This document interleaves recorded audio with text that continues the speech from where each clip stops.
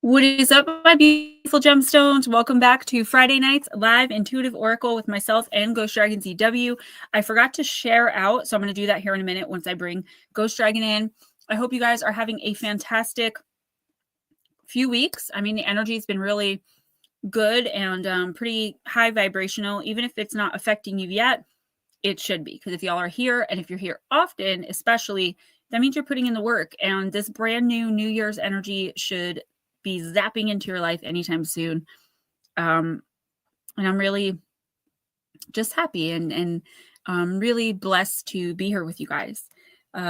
Lotus Girl, listen, if you don't make it, you know I got you. I'm going to timestamp you. So if you're not feeling up to it, if you need to nap, I would love to have you in chat for, a while, because you haven't been, but I understand. So, do what you can. Bat Mom, I'm so sorry. Everyone's sick, barfing, or strep throat. Oh my gosh, please, no. I cannot afford to get sick. Heather, I got you. Slow motion, we're going to do you first because I know that you're across the pond and you're tired. Jim's camera at dawn. What is up, sweetie? Still love that name. It's going to be a few minutes probably before anyone comes in. Let me bring in the Ghost Dragon, and then I'll share this out, and then I'll jump right into slow motion and Lotus Girl's readings, and then we'll take our time and work through the rest of them, talk about some things, and have some fun like we always do. Here he is. Oh.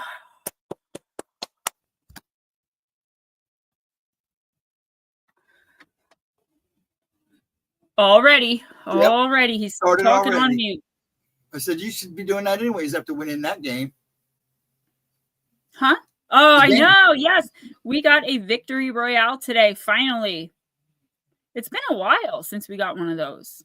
Yeah. And me and him got one yesterday, so I was on a roll. Hello, good sir, across the pond. Someday I'll swim out there and see you. I won't swim, I'll fly. The wings still work. They're old, but they still work. I'm glad to see you. I saw you last night, too. It was so nice to see you last night. As she... All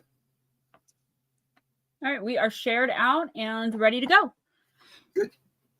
I meant to earlier and I forgot. You can yell at me later. I got busy. No, it's okay.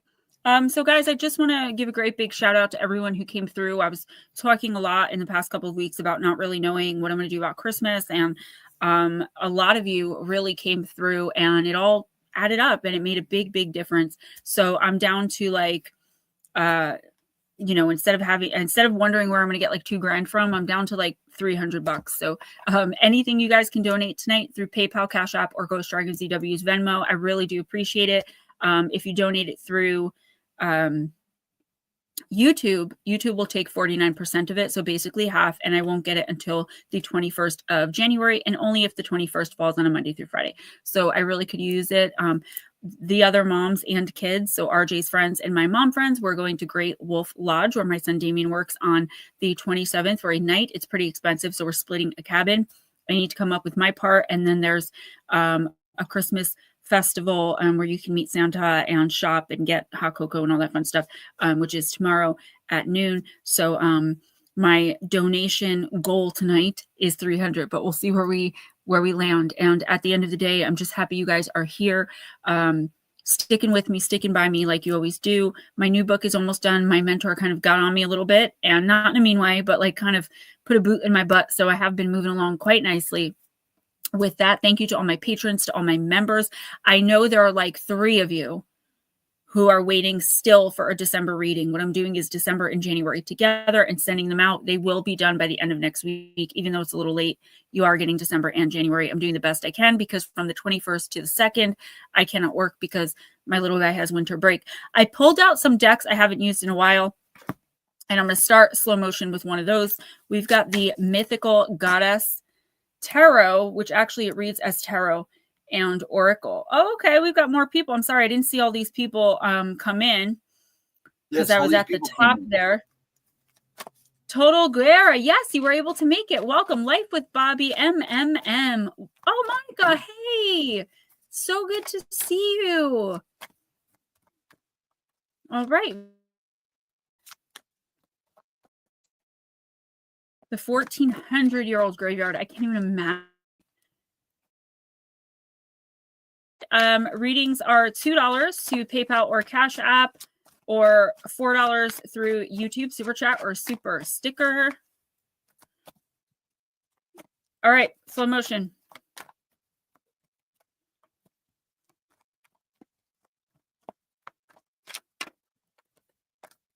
I'm so glad you guys were able to. Monica, it's great to see you. All right, so you got the Two of Earth, which is the card of cycles. Mark Halstead, round of applause. Guys, my little Wi-Fi thing is going wonky. I don't really care, honestly, what I look like, as long as y'all can hear me. So if something goes crazy with, hearing me, let me know. If it gets blurry or something, I'm sorry, I can't control that.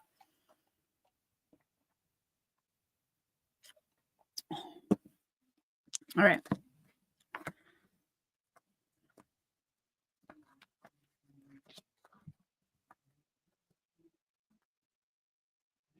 The Two of Earth, the card of cycles. Oh, Miss Gray.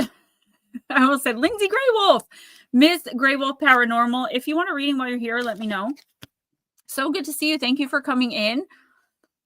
I think about you often. I don't think you realize the people I read for every single month, and then I have been for a while, when something in the energy shifts, I always think of you guys. There's like 5 of you, Miss Lindsay, and you're definitely one of them that when the energy shifts either positively or negatively, I'm always like, okay, I know it's like this is going to come up in the reading, and I hope you're doing okay. I hope you're doing well.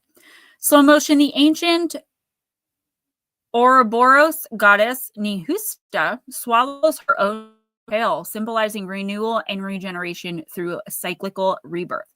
The order of the cosmos is clear by the movement of stars and planets, reflected in the seasons of change and rebirth on planet Earth. This is a time of transition in your life. Be like Nehushta and let the current momentum transmute the old into the new.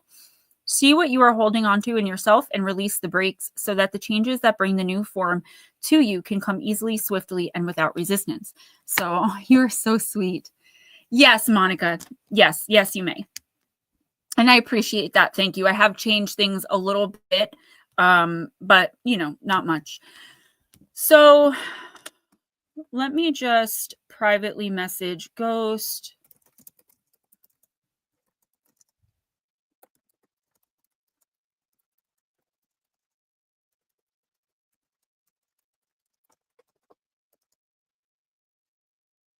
Okay. Slow motion. This is actually a really good card, okay? What this card is talking about in the next 2 weeks, I put a message in private chat, but it's not showing, is that there's something that's going on around you, and I feel like you might be missing it, right? You might be thinking that you're going through the same motions. Everything's going like just as it normally is. You may even be feeling like, hey, Roger, all right. You may even be feeling like, nothing is changing. Like I'm doing everything I can, or maybe just like I'm taking it slow. I'm waiting for the universe to move. Like nothing is happening.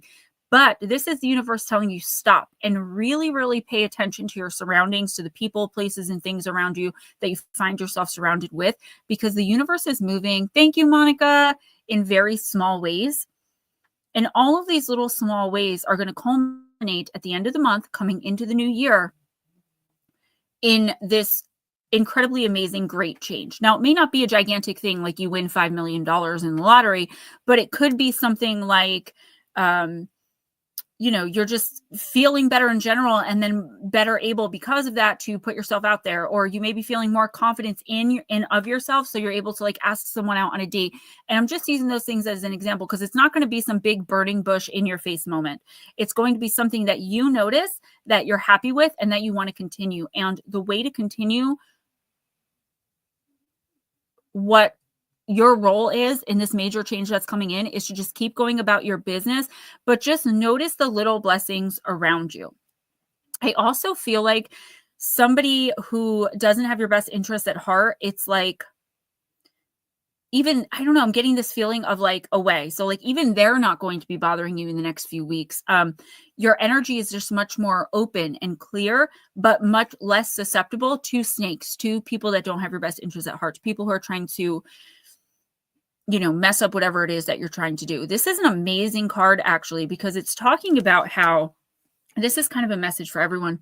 This card is talking about how we just go about our lives and things change, right? And eventually we look around and we're like, oh my gosh, like, look how much everything changed. We don't notice the teeny tiny changes that we make every single day that culminate to a bigger change, right? So on the 21st of this month, I will have 6 years completely clean and sober off of drugs and alcohol. And I just look back and I'm like, when did that happen? Like, I know I haven't used drugs in the last 6 years, but at the same time, like, all of those days, like, how did I fill them? And it's just got me really deeply thinking. And I feel like that's why this card came out. There's an infinite amount of ways that our lives change every single day, and that other people touch our lives, and that we touch other people's lives.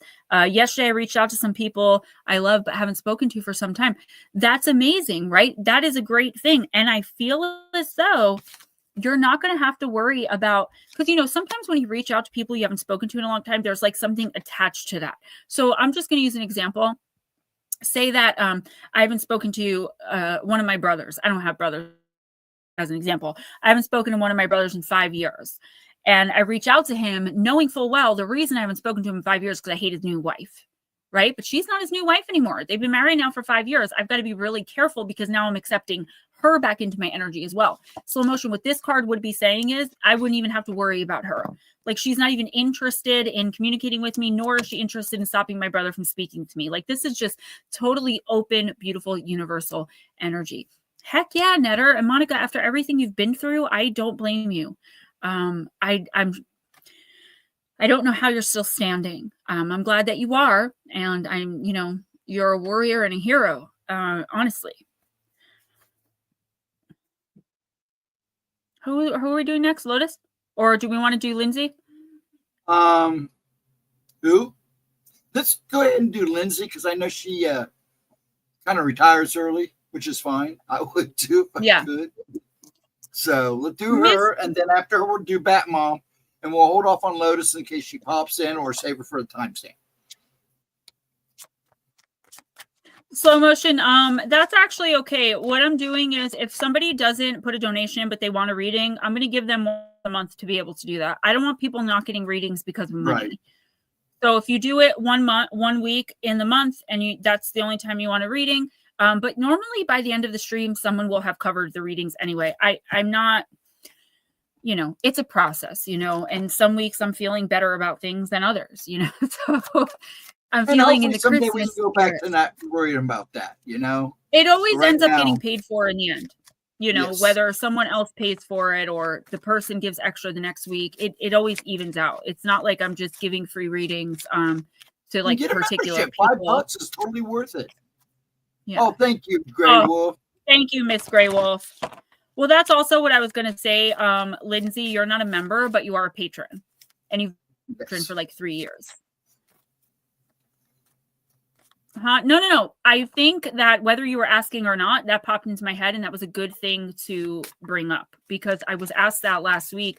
Somebody had gotten mad with me because I told someone not to worry about it, right? Because I knew that someone else would eventually cover it. And at the end of the day, I don't want to turn anyone away. And they were like, oh, you're playing favorites. And I'm just thinking, over $2? Like, are we going to do this? Really? Yeah. Yeah, I could never be that person. Thank you, Miss Grey Wolf. And right there, a reading's paid for. Straw Dog, hey! Hello, Straw Dog. Slow motion, shame on you. Slow motion, thank you, Miss Lindsay. Why do I always think that your name is spelled without the W? Batmom, I'm using Journey of a Lonely Soul. I hope you're listening. Oh, there you are. I know you don't feel well. Straw Dog, welcome. Haven't seen you in a while. Batmom, you got card number 2, The Cave with No Windows.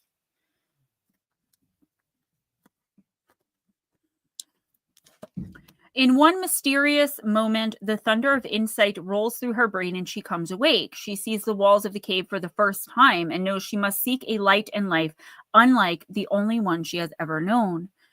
In moments of great personal import, our eyes are open to the truth of ourselves, and we see that we have dwelt too long in the darkness. As comfortable as it would make you to retreat back into the cave, you simply cannot close your eyes or your mind to what you have seen and what it has revealed about your nature. You are not who you used to believe you were. Destiny lies in wait for you if you allow yourself to claim it. Discard the clothes that never fit you to begin with, and give yourself permission to find a new way of expressing the truth in your own soul. Uncertainty at this moment is to be expected, but the only remedy is exploration in authentic expression. This card appears when new interests and passions bubble up within and demand immediate attention. Say yes to the new thing, the unexplored mystery. It will lead you to a greater light. Ask yourself, what would I like to be done with forever? What would I like to be done with forever? What do I wish I had permission to do? I just thought that's how you spelled it for some reason, because I'm always cognizant of it. Every time I spell out your name, I'm always like, don't put the W, don't put the W. Because like, I don't want to spell it wrong. And now I'm seeing it has a W and I'm like, what the actual French toast? Batmom, this card is pretty amazing, particularly because it's a new year. I feel like hopes and dreams and goals that we feel, especially as women of a certain age, that are unachievable or unobtainable, are becoming things that are maybe haunting you. There's something here that you want so badly to just ignore. Like, you want so badly to just be like, this is who I am. This is how I live my life. You know, this is whatever it is. I'm good. But at the end of the day, like, you're being moved instinctually, primally, I would say, like in your bones of your soul, to move on from something or someone. Even though your physical body, your conscious mind has no desire to do that. The reason you're being pulled towards whatever this is, stopping doing whatever this is, or doing whatever this is, or taking this opportunity, or changing this about yourself, there is something major here, and it makes perfect sense. The next 2 weeks, yeah, we're not moving into the new year yet, but we're almost there. This is a big change. And for as much as I feel like it's going to be touch and go for a while. So for example, say you have a gambling problem with online gambling. Everything about you is like, I spend my own money. I don't steal. I don't ask anyone for anything. My bills are paid. Like, mind your business. And you'd be right to feel that way.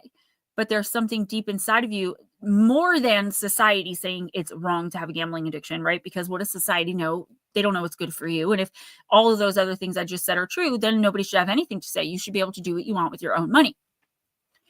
So, but something deep down inside of you is telling you, like, if I just stop doing this, this whole world will open up for me.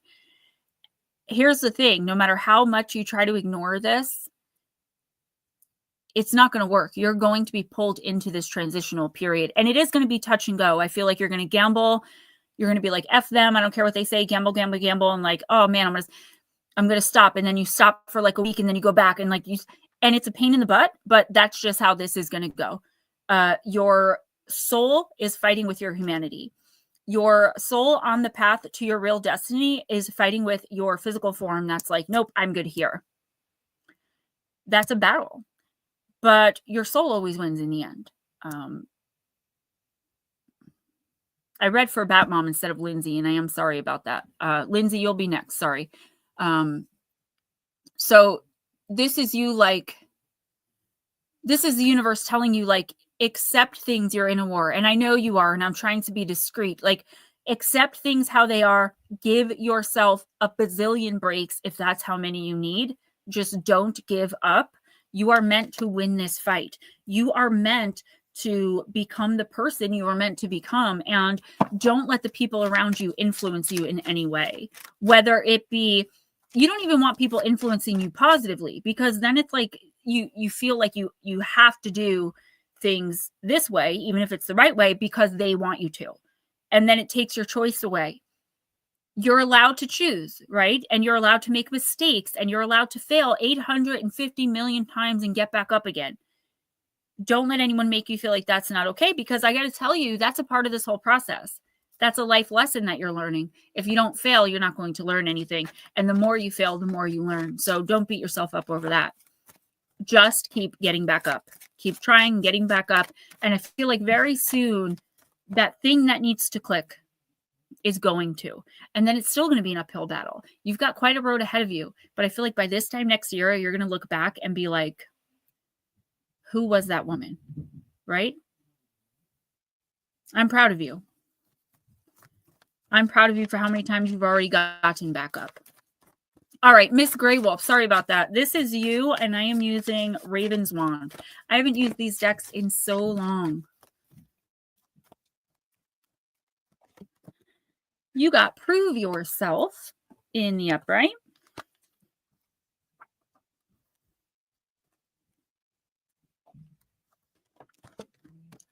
Lindsay, Jenny Heartsease has a soft spot for cats, and in the derelict ruins of a brickworks, a colony of feral cats have made their home. Jenny tends to their well-being when able, but she must earn their trust before they'll come to her. Trust only comes with patience, so let those you want to draw closer do so in their own time. Jenny makes sure to avoid sudden movements and loud noises, and instead goes about her work calmly and softly. When we prove ourselves as stable and constant, trust will grow. I definitely think that it's not so much that somebody isn't trusting you here. I feel like somebody, sorry to fix my camera, doesn't trust the situation, right? I feel like either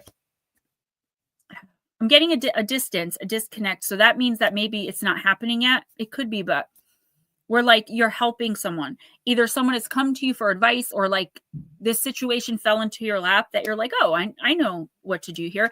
And of course, you being you are stepping into the role of helper, right? You want to help, you want to, in any way that you can as a light worker and as a light being. But here's the thing. I feel like it's going to get frustrating when someone keeps coming to you for advice, or you keep being asked to help in a situation, and then it just goes right back to how it was. Nobody's taking the advice, or they're asking for your help and then completely going back on what, you know what I mean? Like if someone comes to you and says, you know how to run a successful business. Can you help me run this business? And you're like, okay, here are the 5 steps you absolutely must do to be able to run this business. And they do steps 1 and 2 and then go about their own and then come back to you and be like, I thought you were going to help me. How is this failing? They didn't complete all the steps, right? They didn't follow your advice. This is the universe saying to you that keep going with this. This person or this situation really does need your help. Don't get so frustrated that you refuse to offer the help anymore. I don't feel like you're being taken advantage of in any way. I feel as though this person or someone involved in this situation really does look up to you, and or you see a part of yourself in them and you really want to help them to succeed, possibly in an area where you feel you weren't able to or where you haven't gotten to yet. Don't give up on someone, and don't give up on a situation. Okay, because I feel like it's going to take some time. Trust needs to be earned and cultivated. But at the end of the day, in the next 5 or 6 months, it should all come together and things will work out great for you and the other person and or people involved. I don't know if that resonates yet, but don't give up. Amanda McNidle, local Squatch. Thank you, Amanda. Welcome. I haven't seen your name here yet. So she asked the question actually. I'm getting to it. Yeah. Okay. Amanda wants to know, will I receive my 1 million at my lawyer's gone for in court for my settlement? So Amanda, what I do here is I pull one random card, I pull your team in, and I intuitively read. It's hard sometimes to get a specific answer. I will definitely try for you. I'm going to pull a card for you, no worries. But what I will say is, any decision you make or anyone else involved in this makes, a collective decision even, could change the outcome, right? So that's why in the description box, you'll see that this kind of says like, don't take anything said here as gospel, because the collective has a way of shifting things. So I can get the answer no tonight, and you can go to court tomorrow morning and it could end up being a yes. And that's not because I'm lying or because, spirit told me the wrong thing. It's because something changed. Someone changed their mind about something on the timeline changed. Now, you can ask anyone in here. I'm not full of crap about that. It does happen, but I've been doing this for 4 to 4.5 years on YouTube like this, and I'm pretty much never wrong because it's not me, it's spirit. Also, it's $2 to my PayPal, Cash App, or Steven's Venmo, or $4 to YouTube because YouTube takes half. Yeah, Gray Wolf. Like I said, that may not resonate now, but in the next week or two, that's when I think someone's going to come in, and it's going to be a little, I'm just seeing like I said in the beginning, like a disconnect. So it's tentative at first. It's not actually like, this person. I mean, you could, but I think there's a slim chance. It's just kind of like you stepping into a role that you feel you need to fill, and then being very frustrated when people who are asking for your guidance, or a person who's asking for your guidance, it's like they're not getting it yet, but you are meant to help them. So just stay the course. I don't feel, again, like they're using you or manipulating you. They're just maybe dense about the situation, or they think they know better, or they're very fickle and change their mind. Stay the course with them, because I think it could be really good in the end for you and for them. Netter C, that's the universe moving. Local Squatch, thank you. Local Squatch says she's good, trust me. Divine Empathic, what's up, girl? I got Divine Empathic's Christmas Spiritual Helper box going out. Yes. Good. Person, since some of these have been paid for, does Gem or Life for or members? Yeah. Huh? Paid for or members? Okay. MMM is next. Monica. All right, Miss Monica.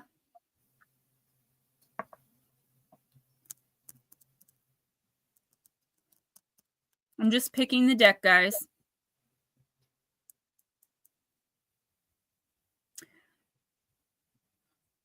Thank you, Seth. I appreciate you. Guys, you can just put, and I have a Netter's thing. He gave it to me before stream, so he's good. Yeah, I figured that. If you guys donate for a reading, put the $sign in or tell me. No big deal, guys. Like I said, I'm not, crazy about it. Miss Pixie, what's up? I found the deck that you so generously gave me years ago that I love, and it was in the massive amount of boxes of decks that I have. And I was like, I need to pull that out. That's a very powerful deck because it reads as tarot or oracle. Monica, you're welcome so much. I am using a deck that I don't often use, and that's the Fairy Tale Oracle. So I want you to pay really close attention to what's being said, okay? Nutslap better get himself here. I hope Aunt Edna stops in. Okay, here you go. While you're doing, you're getting ready, so I'm sorry.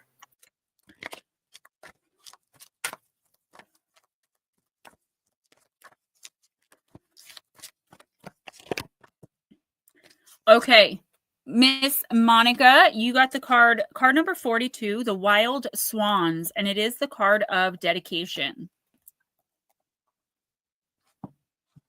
Again, I don't use this deck often because the explanations in the book can get very long-winded and verbose, but I do think you're at a point where you need to hear what's being said, okay? So, all the people came flocking out at the town gate, for they wanted to see the witch burned. An old horse drew the cart on which she sat. They had put upon her a garment of coarse sackcloth. Her lovely hair hung loose about her beautiful head. Her cheeks were as pale as death, and her lips moved silently while her fingers were engaged with the green flax. Even on the way to death, she did not interrupt the work she had begun. The 10 shirts of mail lay at her feet, and she wrought at the 11th.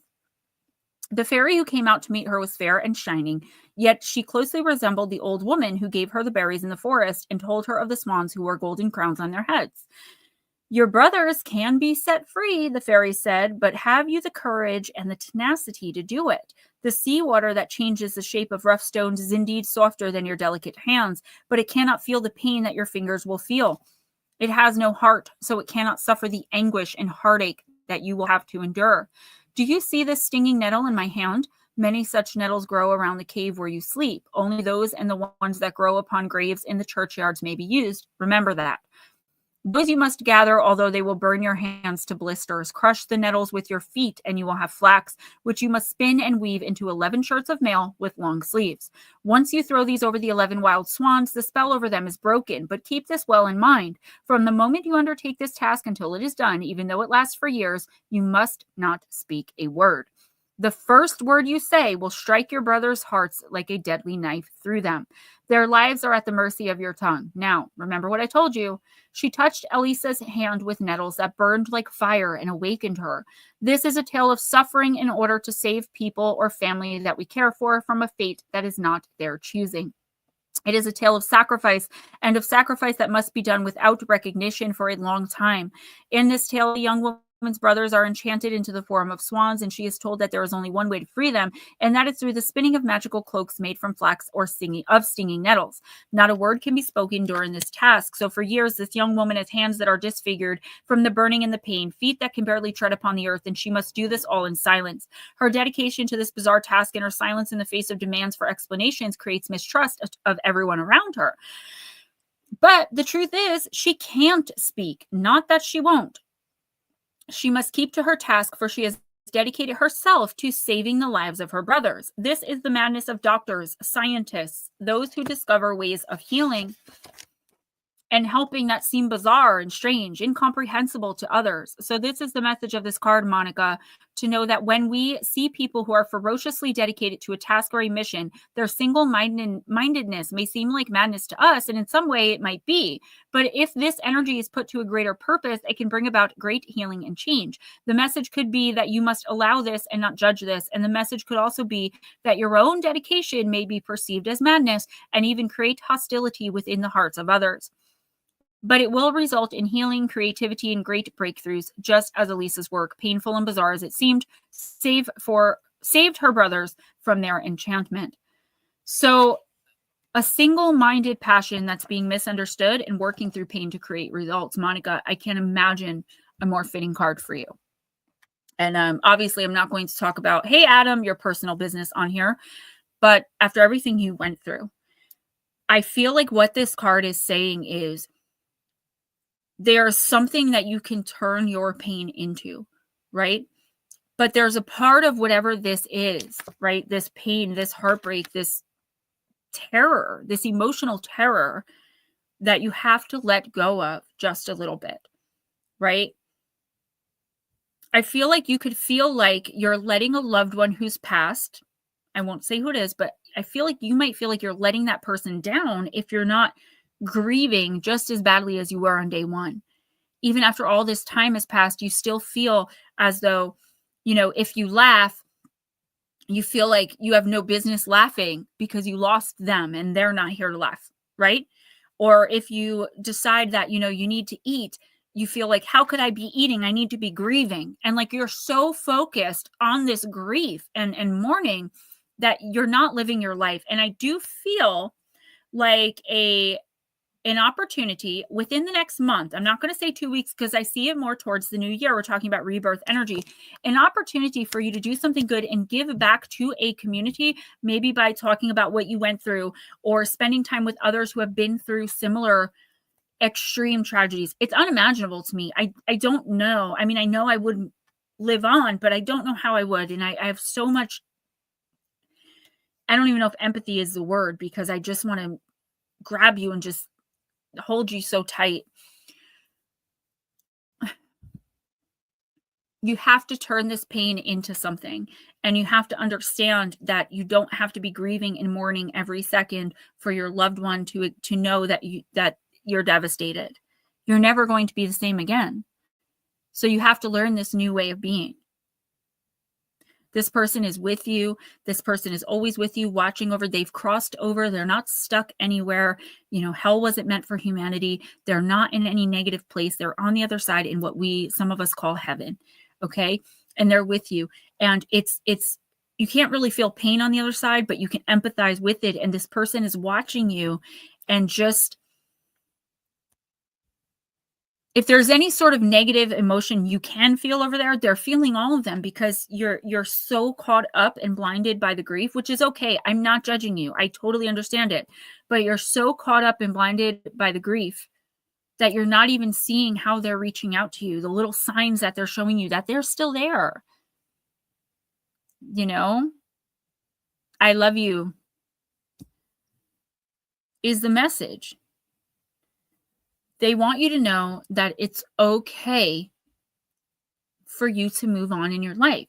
not to forget about them, not to forget about what happened, but maybe start talking about what happened. You know, what happened to you was a double whammy tragically. You didn't just lose your loved one, you lost them in that, you know, bizarre way where, you know, you're probably not going to meet too many people who, you know, plus, you know, I don't want to get too personal, but like finding the person the way you did, it's a lot, and it's something that you need to, and this isn't me telling you, the universe, your loved one wants you to know that you need to talk about this and express this to someone other than them, to a living, human, breathing person or people, and put your grief to work.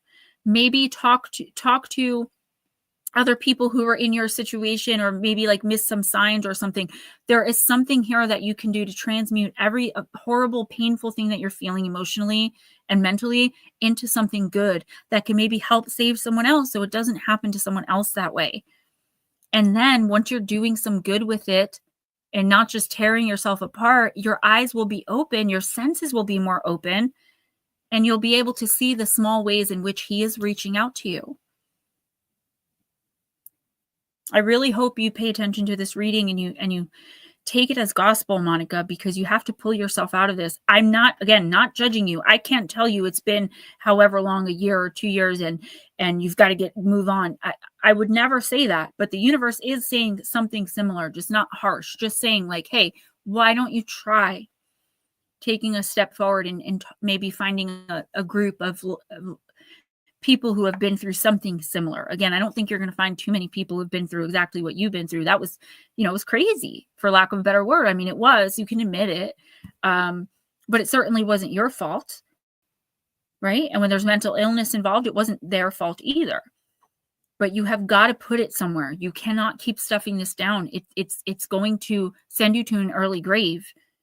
And that's, no matter how much you may think that you want that because you want to be with this person again, you won't be fulfilling your goals here in this life. And in your next incarnation, you will do this again.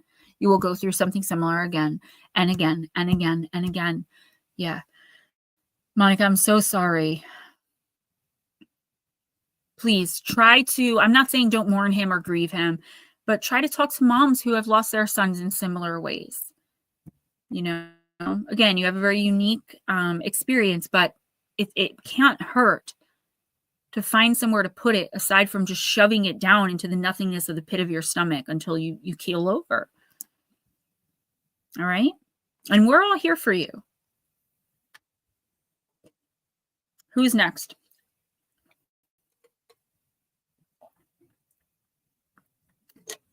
We're going to do Mark. New England wants to hold. So. Okay. Mr. Mark. Mark, I'm going to use the Seeker Oracle. I swear to God, I just looked up to say, where the heck is Blue Crossroads? Oh, I'm so happy for you. Nice. Blue Crossroads said, sorry, folks. I've been on the phone with my realtor. My home I'm about to purchase just got gold certified. That's huge. Massive discount on my monthly home insurance. Hi, Gemma. This is Adam. I felt like I've burnt the candles at both ends with bad sleep, low energy, anxiety. Will I get back on track soon? Adam, hold that thought. Thank you for your donation, and I will definitely get to you. Monica, I'm always here. I'm here every Friday. So unless something comes up, please feel free, okay? The last time I spoke to you face-to-face through a video, you know, it was very fresh in your mind, you know, and I feel like that conversation didn't go as well as I'd hoped. But I want you to know I am here. We are here. You are never alone, okay? I may not be able to understand exactly what you're going through, but I can empathize as a human being and as a fellow mother, right? We can all empathize with one another, even if we haven't been through the exact same thing. We're all empaths. We're all really good at doing that in here. So, Ghost, if you can pull that down just until it's Adam's turn, maybe star it. That way I don't get confused, and then I can answer it. Thank you for doing that, though, because I did ask you to make sure it's on the screen. All right, Mark, we got the Seeker Oracle here.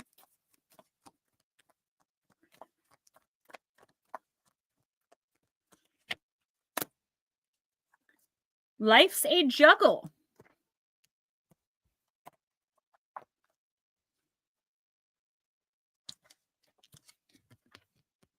There is no question that we all lead busy lives. There's always something that needs to be done, and more often than not, there are multiple demands on our time and attention at one time.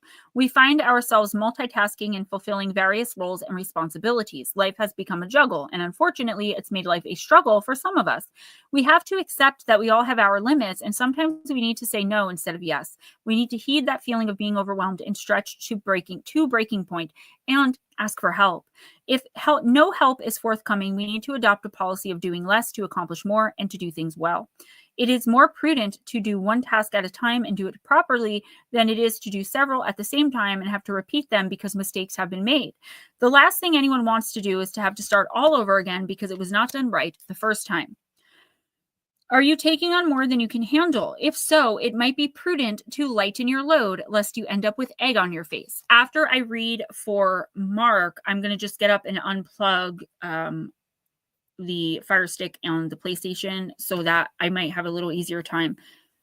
Yes, Monica, please do that right away. Or I still have the same phone number if you have my phone number. Otherwise, yes, email me, okay? And I'll get to them Sunday or Monday, and I'll get right back to you. All right, Adam, you're going to be next. This is Mark. I think you're next. You're coming up at least. Yeah, Gemma Unplugged. What's up, NetSlap? I'm just making them in order because it's going pretty fast. Okay. That's okay. I just want Adam to know this is not his card, but his card is coming up. Yeah. All right, Mark. I feel like this is something that we've all been told in this stream at one point or another, right? Like, say no more. Say yes less. I don't feel like people are putting a lot of demand on you to like do things like, help them move or set up Christmas decorations. Like it's not actual physical demands that are being put on you. I feel like people's expectations of you are just really out of whack right now. It doesn't mean that everyone around you, but I feel like for some reason there's at least one person, I feel like it could be several people in your life who just aren't. It doesn't even seem like they're trying to understand the concept of how sick you really are. And like the reason why, they're accepting and understanding of it to a point until like they need you to do something or they want, you're supposed to call so-and-so at 5 p.m. to say what's up and say hi. But at 5 p.m. you're sleeping because you're sick and you don't feel well, and then it's like they're understanding the first time. And then the second time it happens, they're like yelling at you and you know what I mean? I don't know who this is. And I feel like it's energy that could be coming in. And maybe that's a bad example, but it's just like this too much expectation being placed on your physical health and your mental well-being. You are where you are right now. People need to meet you where you're at, including your doctors, hospital staff, the other residents where you live.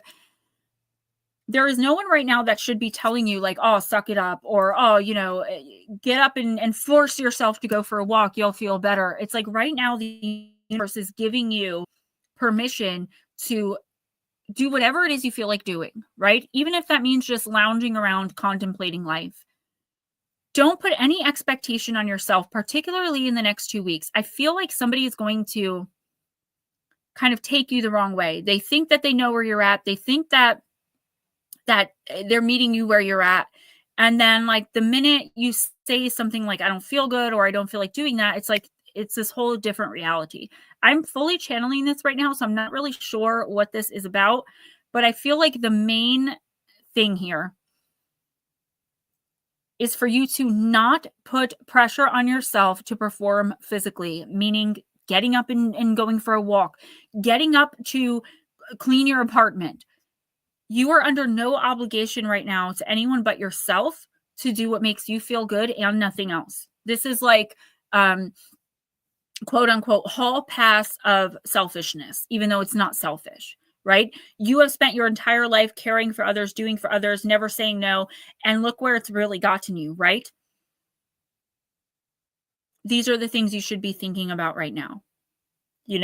How to move forward and meet people who will meet you where you're at, not people who are going to tell you how you feel, tell you how you should feel, what you should be doing, what you could be doing better. It's like, no, this is where I'm at. This is me, Mark H. This is where I'm at. And it's okay. Like therapy goals, it sounds great, but you may not meet any of them. You might meet all of them very quickly. I just feel like you really need to stand up for yourself when someone starts getting too tough on you. And honestly, therapy goals, that sounds like exactly what I was seeing in my head. Just someone being like, come on, you can do this. Why can't you do this? You should be able to do this. But like, no, listen and walk away, let it go in one ear and out the other, or stand up for yourself and be like, look, you don't know what I'm feeling. I appreciate you trying to help me, but stop pushing me, because all this is doing, Mark, is causing you mental anxiety, stress, strain. Now you're feeling maybe like a failure. Like, why can't I do this? Everyone else can do this. My therapist told me. You are where you're at. And I feel like you being you, like you know that you're blessed to be where you're at, even with everything going on, right? And I know it's scary, and I know you feel lonely a lot of the time, but don't surround yourself with, normally I tell everyone, surround yourself with audacious people that plan in decades. That's not for you right now. For you, if you're going to make friends, be involved with anyone, they need to meet you where you're at. And if they won't or refuse to, they don't deserve to be in your life. All right. I feel very passionately about this reading, even though I have no freaking clue what it means. I'm getting like very emotional. I'm feeling very anxious. Like, oh man, I got to go meet with so-and-so now. Now they're going to judge me, Now I'm going to feel like I'm not good enough again. And that's like, don't let anyone do that to you. I'm so sorry, Mark.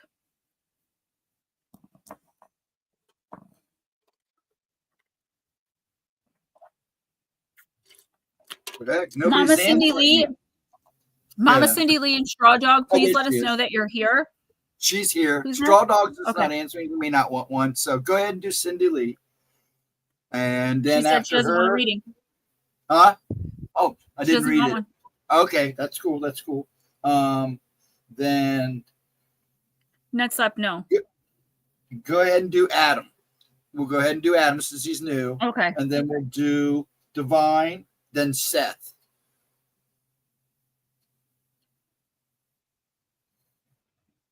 Let me just think of a deck. What's up, Smoochy girl?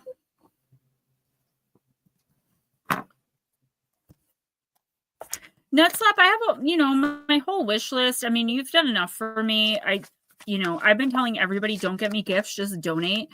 Out of the gigantic, well, that's not something I want to talk about publicly. Out of the gigantic goal that I had last week, people really came through, and now my goal is down to like $300 and I'm good. So, I'm just trying to make that. As far as like gifts and stuff, I have my wish list for that, but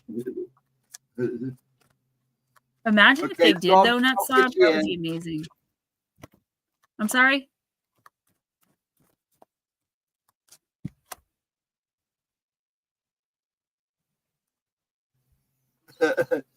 We got Straw Dog. He just popped in. I'll fit him in. I didn't know if he wanted one or not. All right. Adam, this is you, hon. What was Adam's question? You're going to do him now? That's who you said. Yeah. I'm okay. I just got myself all confused because all these people are not answering when I asked for them. I need to know. I'm trying to get the least. All right. What was his question? There you go. All right. Probably burnt candles at both ends with bad sleep, with low energy, anxiety. Adam, what I'm going to say before I pull your card is that I was talking about this a little bit right from the beginning of stream tonight. And you might have missed it because you came in a couple minutes after I started. There is a change in the energy for people like us, for light workers and empaths, where things actually are really looking up. And you may not be seeing it yet, but during the transitional period between December 31st and January 1st, it is a real thing. It's not just the changing of the calendar. If you've been doing the work, right? And I don't mean like physically laboring, but I mean mentally trying to, if you've been doing anything to better your vibration, to better yourself, your spiritual self, to get yourself in a better situation or position in your life. Like if you've been doing anything to kind of boss up, glow up, level up, you're going to come into this energy right around the end of the month, if it's not already hitting you, like between now and then, where you are going to feel a lot better about a lot of things, right? This is never going to be a permanent thing that you feel, because there's always going to be challenges, trials, tribulations, like things that we have to deal with. But you should get this spike in energy very, very soon. And I'm going to read your card. which should be enough for you that while you're in that energetic field, right, while you're on that level, for you to be able to look around and really pinpoint the things that are making it impossible for you to stay at that level, right? Ending relationships, changing careers, anything, going to anger management classes, like whatever it is personally for you. So the card you pulled is card number 37. There's no title on these cards, but they are gorgeous. And Nutslap, you always send me such gorgeous gifts anyway. That Anne Stokes statue last year was insane. I still have it on my mantle. Okay, Adam, relationships and interactions with others. When something seems to be missing in your life, it usually turns out to be someone. Our life is defined by relationships, family, partners, friends, and foes. Each enters and passes through like a comet crossing through our sky. Some shine briefly, never to return again, and gradually fade from our memory. Others settle in and remain in our orbit. A mechanical photography device displays those who have played a part in our lives. This intricate rotation creates infinite combinations to represent the presence and the partings. Mimicking the steps of an imaginary cosmic dance, some will remain as permanent participants, although their closeness will oscillate and be relative to each other. Additional frames will constantly be added, waiting to portray others who will enter our lives in the future. So, Adam, I do want to say, yes, you will get back on track soon. But how long you stay on track is up to you. There's something toxic here. I don't know if it's a relationship. It could very well be, but that doesn't mean it has to be romantic. You could have a toxic boss, a toxic sibling, a toxic parent. There is somebody here who's toxic. And the minute you get back on track and you begin to kind of rest more easily, and you're like, like I said, you're in this higher vibrational energy, and you're like pinpointing, like, okay, I need to, making your little list. I'm a list person, but however you do that, like in your head, like, all right, I'm going to change this by this time, making those short-term goals, achieving them. There's going to be someone who just throws a wrench in the works. There's always this one part of our lives that we feel we have no control over, no matter how much we feel we can control everything else, right? We are never doing 100% well in 100% of our lives. There's always one area that it's like, unfortunately for you, which isn't really like a terrible thing, but it is, it sucks, Adam, is that for the next few weeks going January, it's like every time you feel like you've got a handle on the situation, you got a hold of things, like everything is good, you're on your way, you're feeling positive and ready to go, there's something here that is just like, I'm going to use the example of a toxic romantic relationship. So say you're married, you live with the person, they're a toxic person, but for whatever reason right now, you cannot leave them. So you start doing good financially, you get a promotion in your career, you're making new friends, you're going out and having fun, you're pretty much doing everything right. Like you've grown into yourself, you're having, you're feeling really good about things, which you will be in the next few weeks as you come into this higher vibrational energy. But then you go home at the end of the night, you come home from work, or you come home from, having a few beers with friends, or you come home from dinner with your parents, and there's this a-hole just being an a-hole, for no reason in your space. What I want you to understand, Paranormal Pixie, okay, that could be for some people. You're not the first person to say that. Latro, what's up, Black Dragon? So it's like, no matter how good you feel about some things for you are never going to be 100% back on track until you handle this one thing, situation, person, relationship, whatever it is. I feel like you should know, if it didn't resonate immediately, what this toxicity is, this chaos that's around you. It will if you really think about it over the next few days. Here's the thing. A lot of the time, this isn't something simple that we can just get rid of, because if it was, we already would have. If it's romantic, it's usually very, very complicated. There's a lot of, entanglements and things we would have to do financially, and are there kids, and we split there is a lot that goes into breaking up a marriage or ending a career, if you don't have another job lined up. But here's what the universe wants you to do. No, you can't just change whatever this is in the snap of a finger. But what you can do is take that anxious energy and all of that low energy and those bad feelings and put it towards figuring out how, over time, to remove yourself from this toxic situation.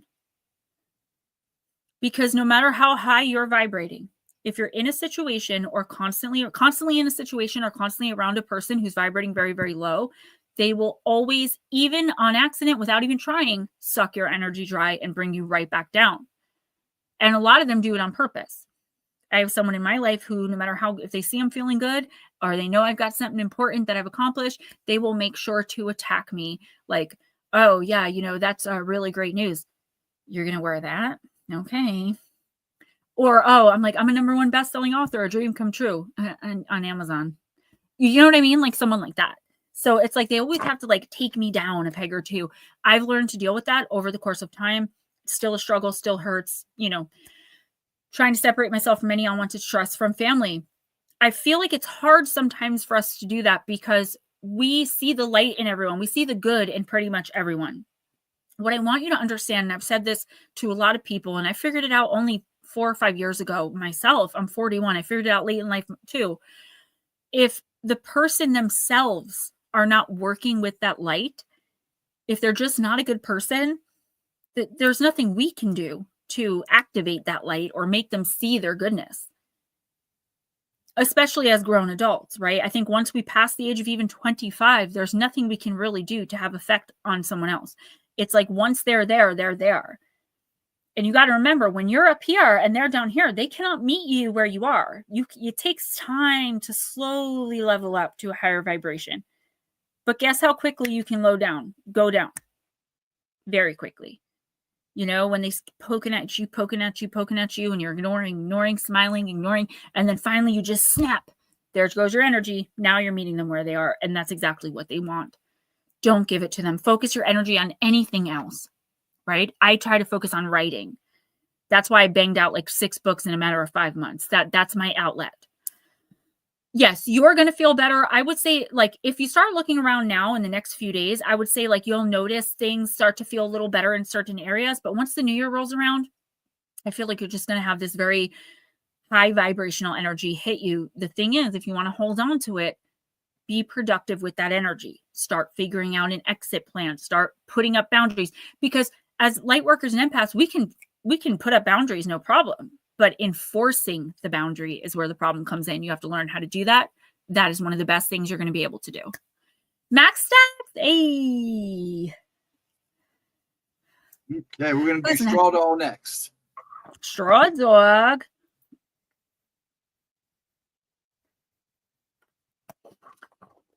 Oh, Adam, I know.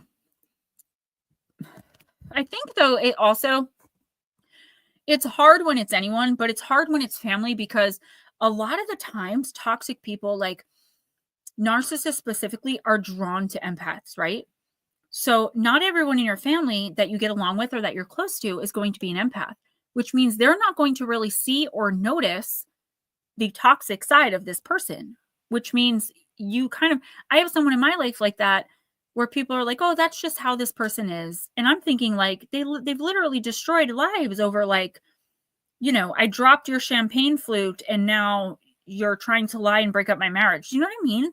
And it's like these crazy things. And then what they do is they go away for a few months and don't talk to anyone. And then they come back. They never apologize, but they like wait for the dust to settle.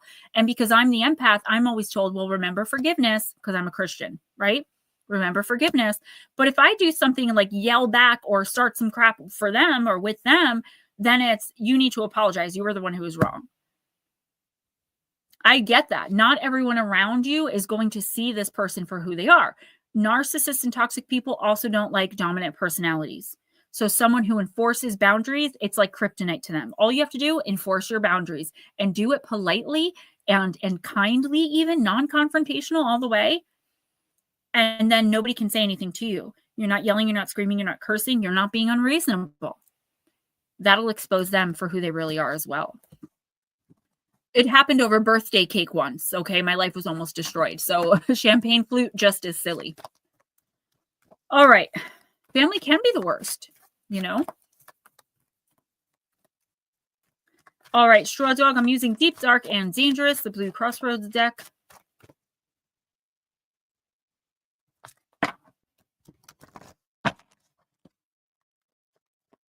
You're welcome, Adam. Thank you.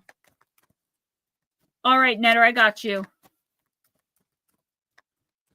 Yeah.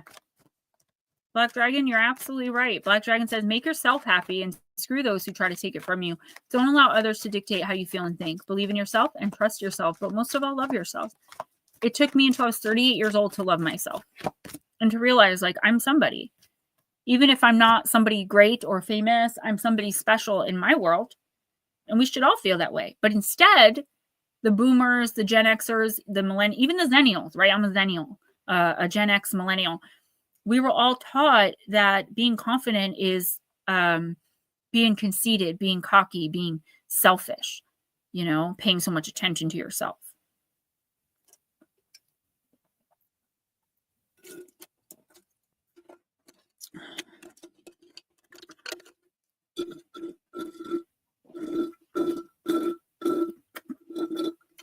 Sorry. It's this little Halloween straw.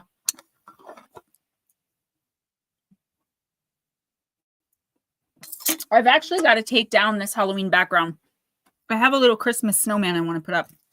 All right, Straw Dog, thank you for your patience.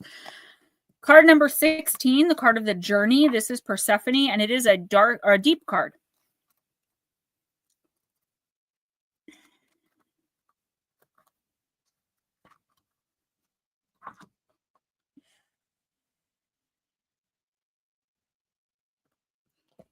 Yes, it is Red Bull.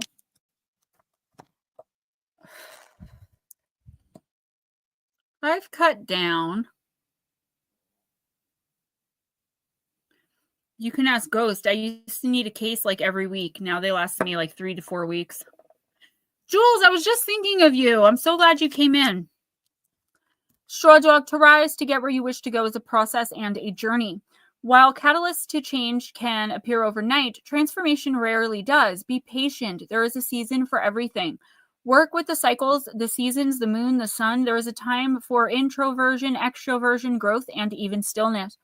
The tale of Persephone is one of the most well-known ancient myths of Western civilization. Persephone's kidnapping by Hades and her descent into the underworld and the consequences of her mother Demeter's grief is an iconic story of change and growth. After falling in love with Persephone from afar, Hades goes to his brother Zeus, the leader of all the gods, for permission to marry her. Zeus says yes and agrees he will speak to Persephone's mother Demeter, goddess of agriculture and the seasons, and the girl herself. Zeus forgets, time passes, Hades gets impatient, and Zeus isn't easy to find. So Hades seizes Persephone while she's simply picnicking with friends and takes her down.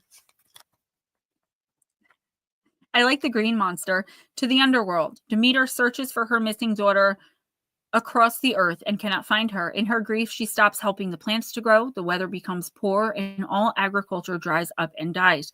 The race of humans then suffers a great famine, and many people die. Meanwhile, Persephone is frightened by the audacity of the kidnap in the underworld itself, yet she is treated with respect. Hades wishes to marry her and thus offers her a queendom, and with that she will become the co-ruler of the realm of the underworld and the dead.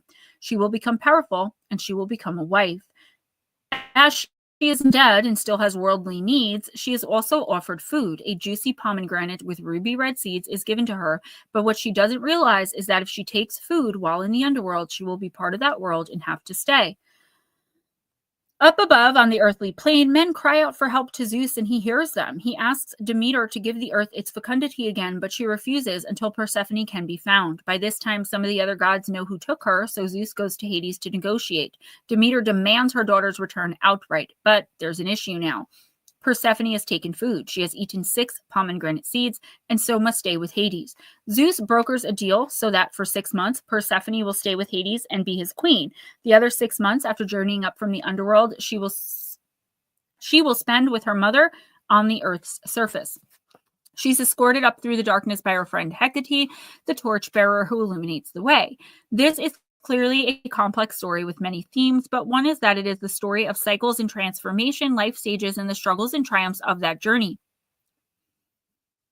For example, in ancient Greece, when a young woman was married, she left childish things behind, left home, and joined the family of her husband. Her birth family were both sad and happy at this, and there was often a period of adjustment for the bride. Although losing her identity and freedom as a maiden, the bride is made queen of her new home and has responsibility over the realm. With the birth of children, the cycle repeats. The overarching idea here, too, is about the journey of the change of the seasons. We see how winter is death and rest, spring is renewal and growth, and summer brings all to peak fruition, then transforms again into the contraction of autumn. Change and transition are everywhere and constant. We see the natural cycles as equally important. There are times to feel introverted, extroverted, energetic, and restful, happy and sad. None are better than the other. Your plant companion is the pomegranate, and your crystal companion is garnet. So, straw dog, here's the thing.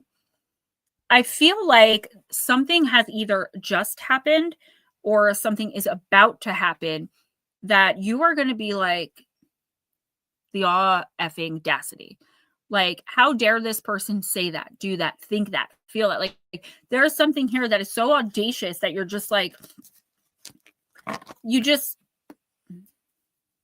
like, I don't know what else to say except like, you can't believe it. I have this feeling of like, I cannot believe this person just did that, right? And I feel like you weren't expecting whatever this was. Like, I feel like you were expecting things to go a certain way. So I'm just going to use work for an example. Say that you expected to go into a meeting that everyone in your department's looking forward to. You're going to go into the meeting on the 20th. You're expecting to get this huge Christmas bonus and the promotion that you were promised, 2 years ago. You go into this meeting and your best friend who also works there, who has worked with you on several projects, ends up getting the promotion and the bonus because they gave the boss your ideas. Like, somebody definitely is they took something from you. It doesn't have to be a physical thing. If you don't know, thank you, Black. Yeah, you guys. If you don't know what this is, it's something coming in, so be careful. There's a snake in your grass. As I always used to say, watch the people around you who you're telling secrets to, but I do think it's too late for that. This is going to happen. The good news is this was meant to happen for a reason. This terrible thing that you're like shell-shocked about that's going to be happening is actually the, what's the word I'm looking for? The catalyst for the next majorly positive, amazing event to happen in your life. So, for example, that all happens at work. You lose your best friend, you storm out of your job and quit. And as you're walking out, someone who owns a bigger company willing to pay you more and give you a better position just happens to be walking by. You start talking to them and you get that job. It's like this bad thing that happened, that somebody screwed you over, straw dog, is going to be the catalyst, the turning point in your life that leads eventually into something so much bigger and better that you never would have received, stepped into, or been a part of had you not been screwed over in the first place. It might take some time. It's probably going to be a painful process, or at least not a happy one. Somebody really is out to screw you here, and they're going to be successful. But you wrote this into your chart for a reason. There's something here you really need to learn. I feel like you're not ever going to look at life and friendship or love or whatever the case may be, whatever happened here, the same again. And that's good. Going forward, that's a good thing. It's going to help you live differently.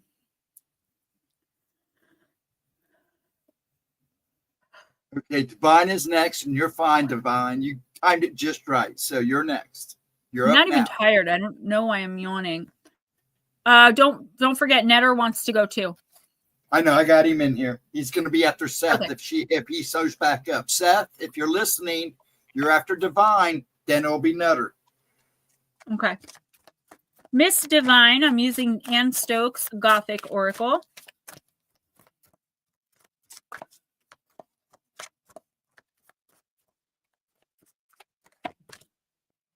Awaken your magic. Beautiful card.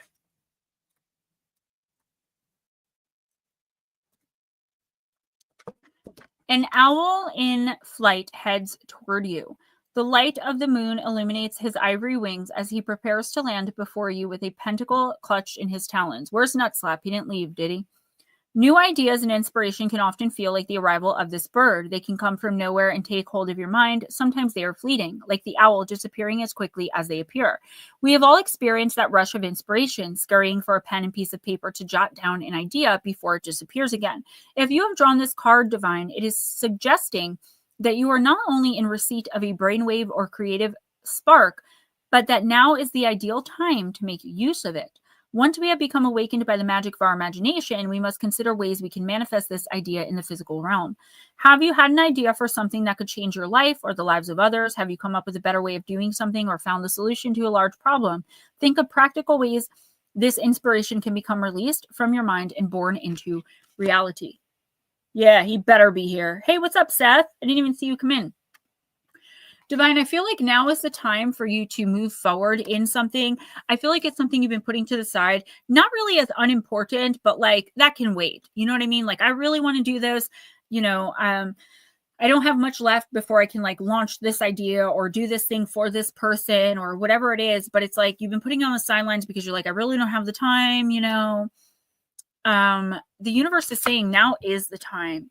You would be very, very wise to take any downloads you get in the next week or two. Hold on. And like utilize them immediately. Like I'm seeing you like writing something down as you're taking steps to do it. So obviously this isn't something huge or major, but I do feel like it's something in your life that you've been wanting to simplify and possibly trying to simplify for a really long time. You just couldn't quite make the connection of like how to get it to work. So you've been like putting it aside, like I'll get to that later. I'll get to that later.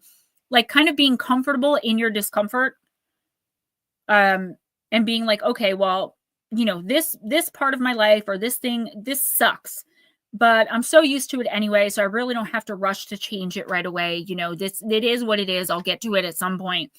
No, this is the universe saying you've learned everything there is to learn in this particular situation. It's time to take active, actionable steps towards changing whatever this is for the better, transmuting it into something that works for you or works in your favor. There's something that you've been like, again, procrastinating about, that it's not, again, I keep repeating, but I want you to understand it's not that it's not important. You know that making this change or making this move or whatever is very, very important, but you're so comfortable with whatever this is, even though it's not good, like it's bad. It's like when you're stuck in an abusive relationship, right? And like, you have to leave, but at the same time, you've been in the relationship for 5 years. You're not being physically abused. So you're like, okay, I do need to do that, but it's more important right now that I, focus on my career or raise my kid or do whatever. This is the universe saying, no. Now's the time. Seize the first opportunity you can to pull yourself up out of and away from what and or whoever this is. Change things and make them work for you. If someone's trying to manipulate you, manipulate them better. It's not really so much a tit for tat energy. It's about what I was talking about before, where how most narcissists and toxic people don't really like strong personalities, or other narcissists or toxic people. They don't get along because they don't like dominant personalities who will enforce boundaries, like no questions asked. Like there is no way they're going to get through that boundary, right? They know not to mess with you because you're not going to take their crap. You're going to call them out on their stuff. It's something like that. Like now is the time to step up, do something, say something, do it big. Don't put it off to the side anymore. Don't procrastinate on it because I feel like it's just going to fester. And now this thing, which kind of could wait, and it's like a small thing in the back of your mind sometimes, is going to become the major main focus. And it's going to take the focus off of everything else good that you're doing. Handle this person and or this situation immediately, post haste, and move on. You're not taking no poop from no one. That's it. Put your foot down, enforce those boundaries. Remember, and it could be like a broken record, any one of us could state boundaries. We have to enforce them. Enforcing them is the issue. Divine says, makes sense. What's up, Nathaniel? Thanks, Gemma. So true. I can relate the abuse for sure. I finally started putting in boundaries with my daughter's father, and he actually apologized for the first time. Yes. Make sure you stick to them. I feel like he might act up at some point. Some point in the future, he's going to like try to get slick. I don't think it's a big thing. I just feel like you do need to put him in his place, or somebody, I think it could really be him. And just be like, look, I already told you, not doing that. Nope. There's no discussion. You have the power now, and you don't want to wield it, obviously, in a maniacal, mean way. But it's okay to take a little bit of pleasure in being able to kind of give it back to him after all the years that he tortured and tormented you. Area 51, hey! I was just going to say that. Man, where you been? I hope you're good. Okay, next is Seth. Okay. And he had a question, so I'm going to put it up. There you go. All right, Seth. So here's what I do here. And Seth paid.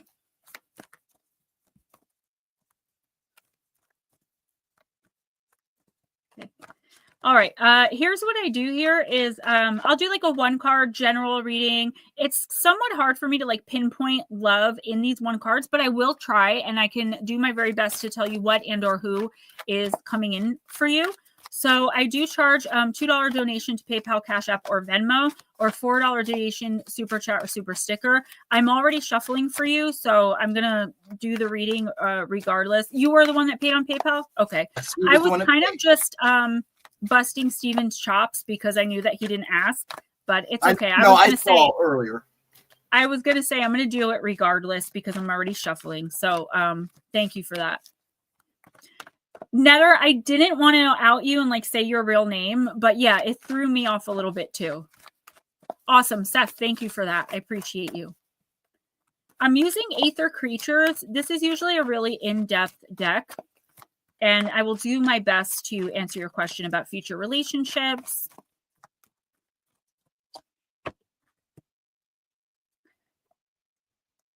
Who hurt my feelings? Well, you know who always hurts my feelings. All right. Interesting card.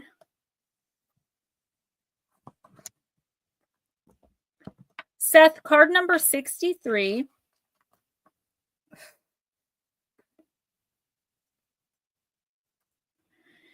Bicho Arar in the upright, and I am definitely pronouncing that wrong. If the Bicho Arar appears to you right side up, preparation and quote-unquote setup is critical in the situation at hand. The way you begin something dictates the way that thing will go. So it's crucial to begin something with powerful intention and powerful rhythm. This might mean you need to be much more deliberate about the way that you begin your day, thereby setting yourself up for productivity. It could mean meditating, exercising, showering, and eating healthy food so as to be ready and strong in order to meet the demands of the day. Or you might need a plan that will make you better prepared. You might need to train a certain way in order to guarantee a certain result in competition, or to do a certain amount of research to do something well. Alternatively, you may be able, Alternatively, you may need to be deliberate about the way you present yourself on a date so as to guarantee yourself a good relationship in the future. In this situation, it's not a good idea to just wing it. The Bicho Arar is deliberate about absorbing sunlight in the morning to guarantee that it will have enough energy to function in an optimal way during the day. Likewise, you need to make sure your setup is optimal. Knowing this, what preparation, rhythms, or disciplines do you need to commit to at this time in order to guarantee yourself the most success in whatever you endeavor? What things set you up to go the distance? What things might set you up for success, and what enables you to be at your best? So that's pretty cool because that's okay, Jules. It's always the same person. This actually works out because it does answer your question. The one warning that I'm getting from this card before I get into what it actually means is be careful when dating how someone is presenting themselves. I feel like there is a false facade here. Somebody is kind of manipulating you in a certain way. And if they're not doing it now, it's like something that you're coming into, I would say in the next 2 to 4 weeks, where you either meet someone or you date someone or you're talking to someone on the internet or over the phone. There's some interaction here with someone who is a romantic interest. And it's like they're getting information out of you in like a very sneaky way so that they can kind of bounce it back off you. It's kind of like the love bombing phase with a narcissist. I'd be very, very careful of this person.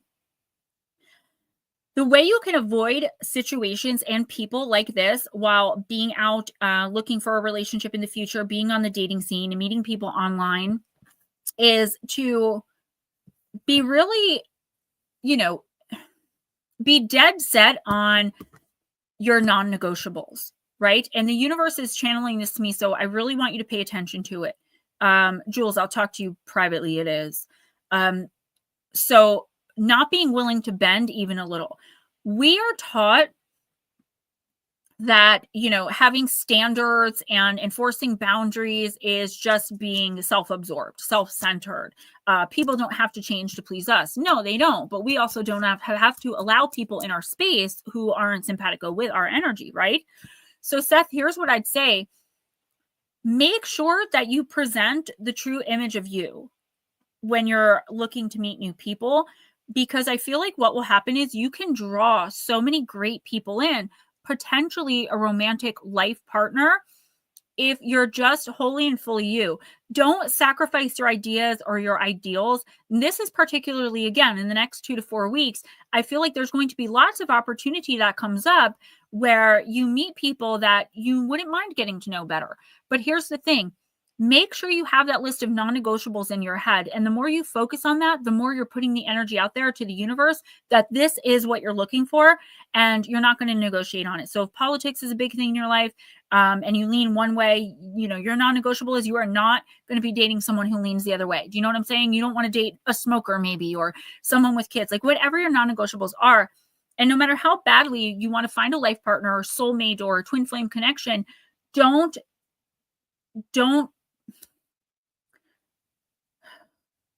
I'm trying to think of the word. I'm sorry. Don't sacrifice those things. Don't settle. You have to go into any dating encounters you have, particularly in the next month, without settling. So it's like this person looks really good. They have a great job. They make their own money.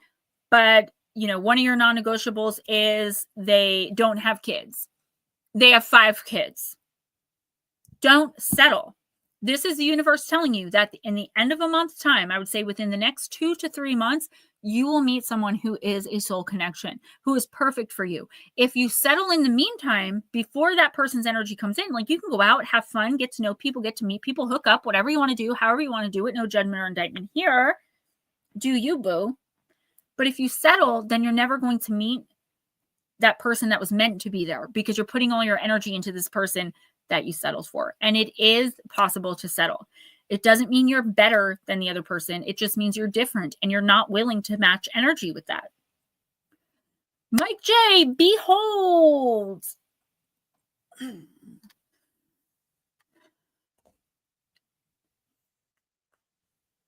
Oh, Nutter's next. I'm sorry.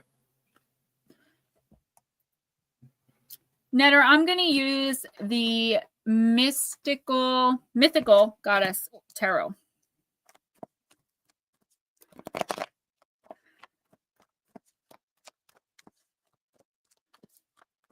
Monica, he probably is though. Anybody that I missed that came in, Phyllis, I believe. What's up? Thank you so much for coming in. You're welcome, Seth. Remember, you deserve it. You're worth it. Yes, Netter, that's you. Seth number 1. Even though I've never told anyone your real name till just now.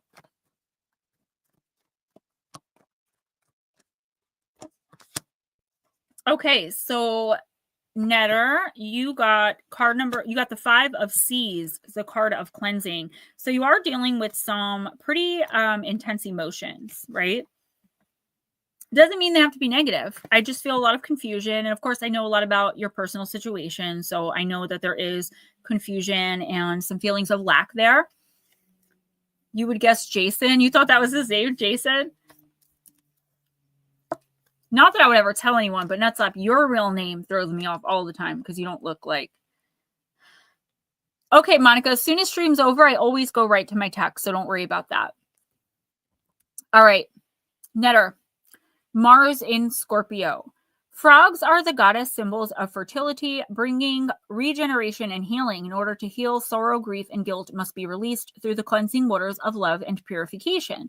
Frog calls forth the powerful rains that wash us free of emotional pain, letting tears come to release the flow of sorrow. These emotional storms bring the lightning bolts, which shatter the human illusion held dear, so that what is true may emerge in its own time. The frog mandala reminds you to stay at your center during times of emotional shift and release through loss and disappointment. Through this cleansing of your heart, you will be whole once more. So, goddess, symbols of fertility, the frog. Yeah, it's a fun card, but it's actually a pretty serious card. It's important because, no, don't be offended. It just doesn't, it definitely doesn't suit you. But okay, let me focus here. So this isn't a time like it's saying the goddesses of fertility. That obviously that doesn't mean you're going to have a baby. What it means is it's a fertile time of renewal and rebirth and regeneration for you. And it is this major move halfway across the country, doing your own thing, being on your own, and just kind of hoping for the best. Knowing you're expecting the worst as well, because you have a very Eeyore type personality right now. Monica, yes, that is definitely one of the reasons I do it. And I don't mean that in a bad way, because I think you're super sweet. I just feel like you're very lost. And I feel like one of the reasons you're lost is because of all the time that you spent in that really bad area that you were in that a very bad headspace with a horrible attachment. And so what this card is saying is everything you've ever wanted is right at your fingertips, but you have to be able to imagine it. You have to be able to let go of all of the bad things and all of these so-called bad luck that you've had in the past, because all of those things, negative, positive, and everything in between, brought you to where you are right now. That's the reason you're here in this rebirth and renewal energy. I feel like there could be a Scorpio in your life or a Scorpio coming in who could really help with this. I do see you getting out there more and putting yourself out there. I feel like there's just this fear of rejection.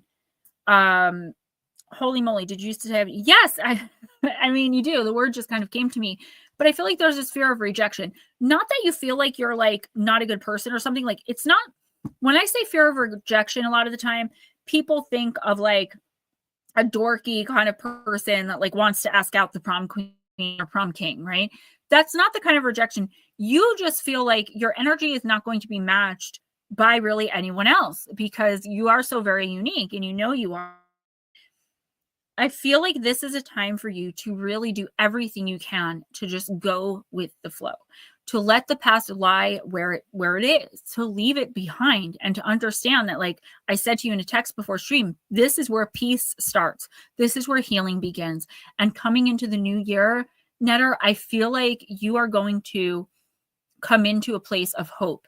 And I don't know if that means a romantic relationship. I don't know if that means just making a close friend or a couple of close friends. But for some reason, I see you in January, mid to late January, just like living your life and like being content. And that's when all of the really amazing things are going to come in, because you're not so negatively focused on them. Like, is it happening yet? Is it happening yet? Is it happening yet? And then the universe is like, you're like a nagging little kid, and they like pluck you in the head, like, get back. And they don't want to deal with you. It doesn't want to deal with you. Mountains of shame and guilt. You have to let them go. You just have to. I've done things that I will never even breathe out loud. But I've let it go. And it's not because I have no shame. Like, somebody always tells me, like, you have no shame. No, it's not that. It's that I have accepted that I'm a human being who's made mistakes. I've hurt people. People have hurt me. I've knowingly done terrible things. That was who I was back then. But the only thing I can do right now is be the best version of me that I can be. And once you step into that, not saying I get it perfect. I have bad days where, I can't stand myself, or I feel very, very broken and desperate, right? And bad. But for the most part, I know who I am. I know what my goals are, and I know where I'm going. And I know that I'm doing everything I can to glow up, to boss up. Netter, I just feel like you have to stop focusing on the negative of what could happen. You're going to tomorrow to look for a job at the local bike shops. Great. Focus on how great it's going to be when you get one of those jobs. Not, why is this job going to reject me? This person's never going to hire me.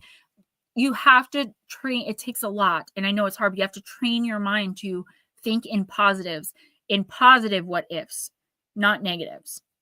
And that's what this lesson is. There is an opportunity here in the next, I would say by the first week of February. So from now to the first week of February, there is a huge opportunity here for something major and drastic to change in your life for the better. But it will never happen if you don't, at the very least, believe it can. Well, I don't reject you.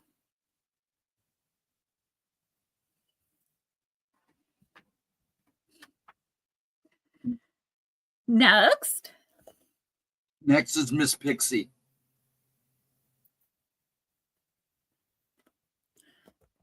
Miss Pixie, I'm going to use Wild Woman. Jules, just so you know, I know that I haven't done your December reading yet. And I am sorry that once again, it's so late. It's talk over coffee.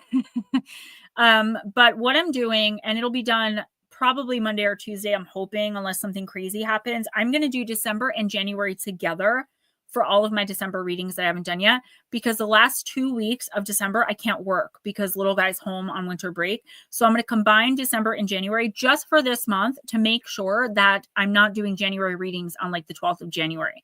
Then once January comes, I'll have all of them done and I'll be free to get February done at an earlier time. I didn't forget you, just so you know. And I'm sorry that it is so late into December. I've been so backed up for months and I just cannot seem to catch up.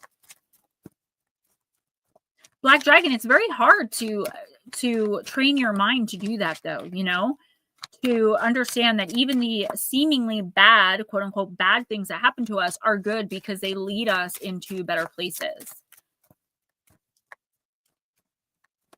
I got you, Miss Pixie.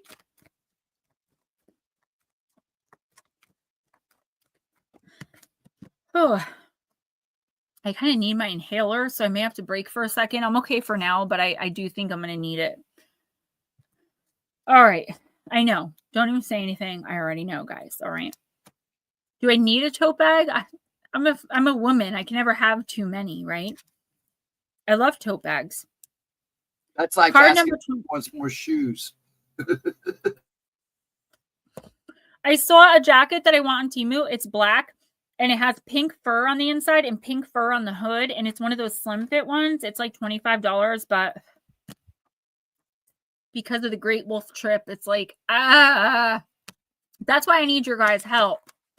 All right, you got card number 27, Skadi, the card of authenticity. Well, I just want to let you know you weren't forgotten.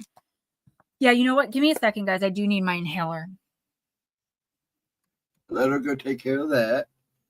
Okay, Blue, if you can hear me, you will be next, sir.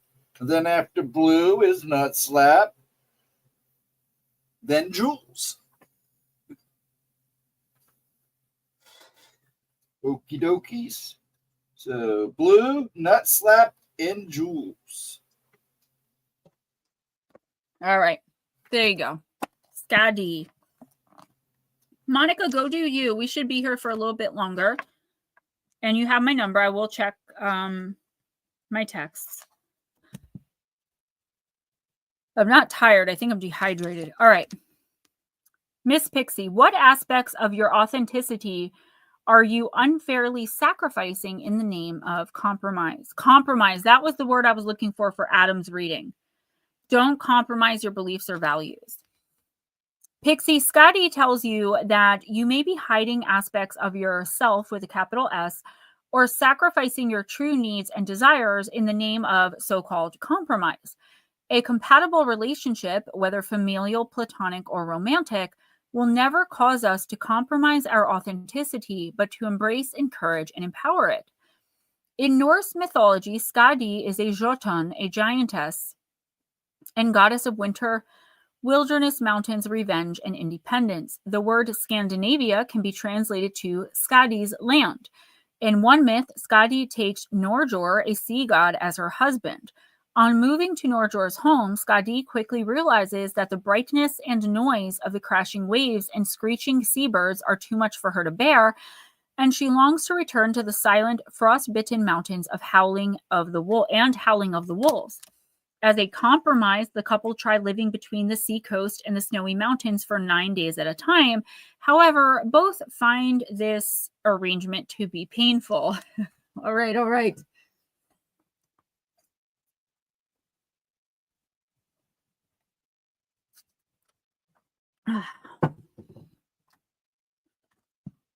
Ultimately, Skadi and Norjor live apart, only coming together when they most desire to see one another. Skadi means shade or shadow, probably due to her connection to the dark wintry days and nights of the Arctic.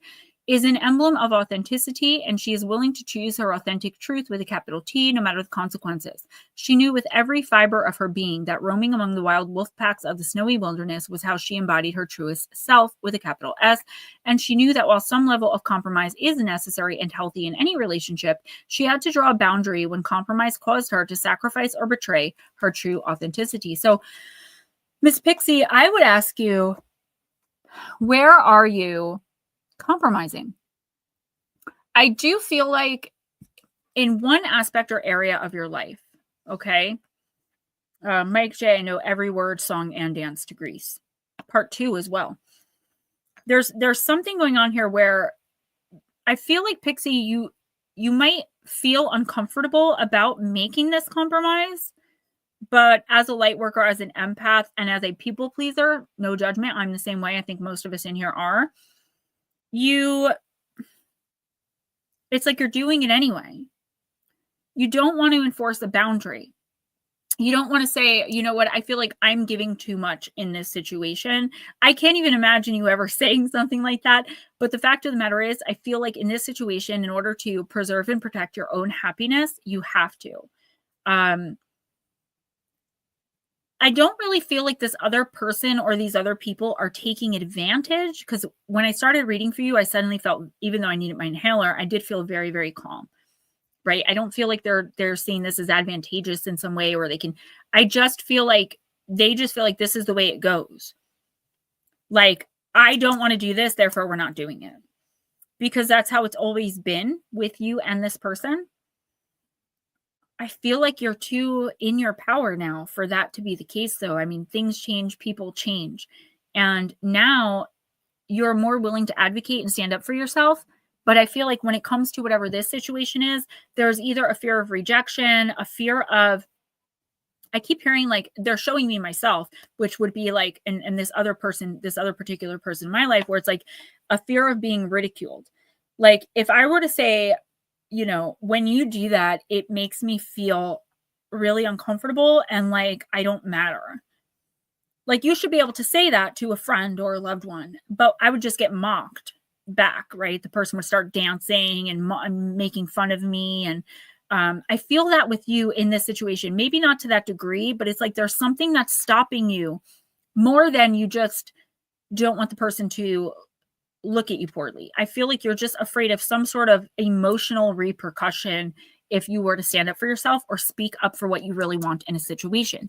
Whatever this is, Laura, I feel like going forward and moving into the new year specifically, it is really important to something that you're working on for your future. I don't know if it's some kind of career goal or just something personal that you really, really want to achieve or accomplish that you're on your way to. It's like, this is a lesson. It's so important that you just say, look, this isn't working for me anymore.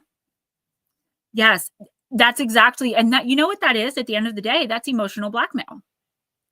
Whether the person's doing it on purpose or not, you should feel comfortable and safe enough with the people around you that you should be able to express how you feel. And Pixie, that is a big problem.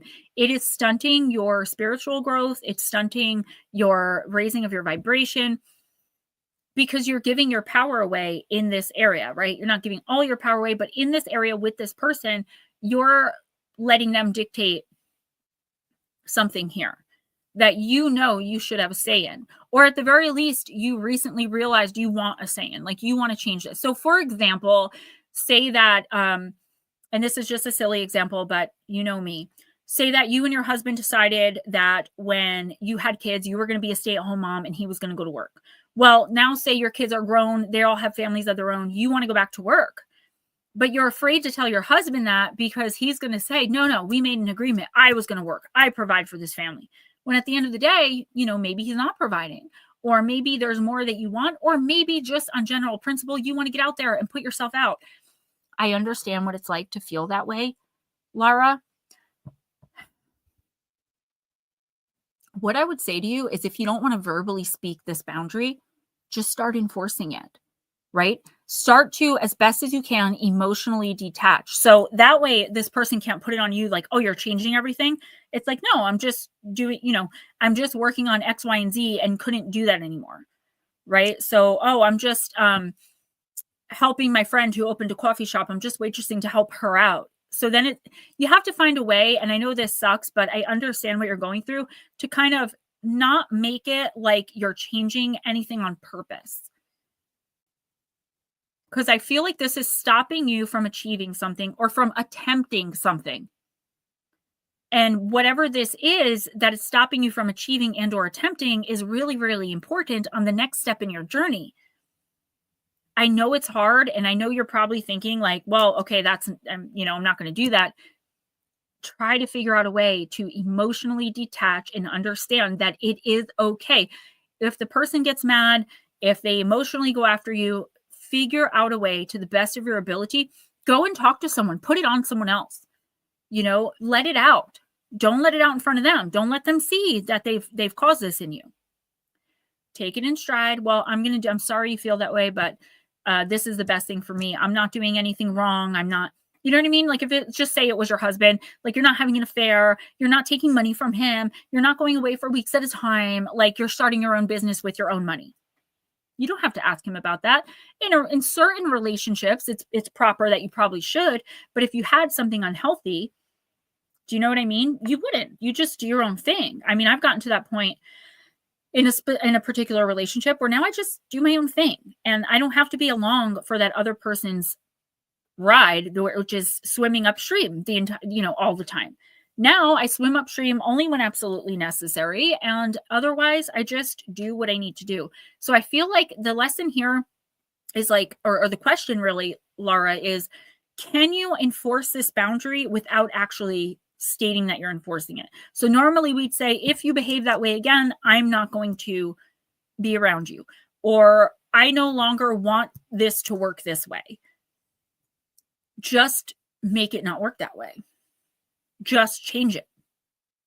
Not saying it's easy. I'm not saying, just leave.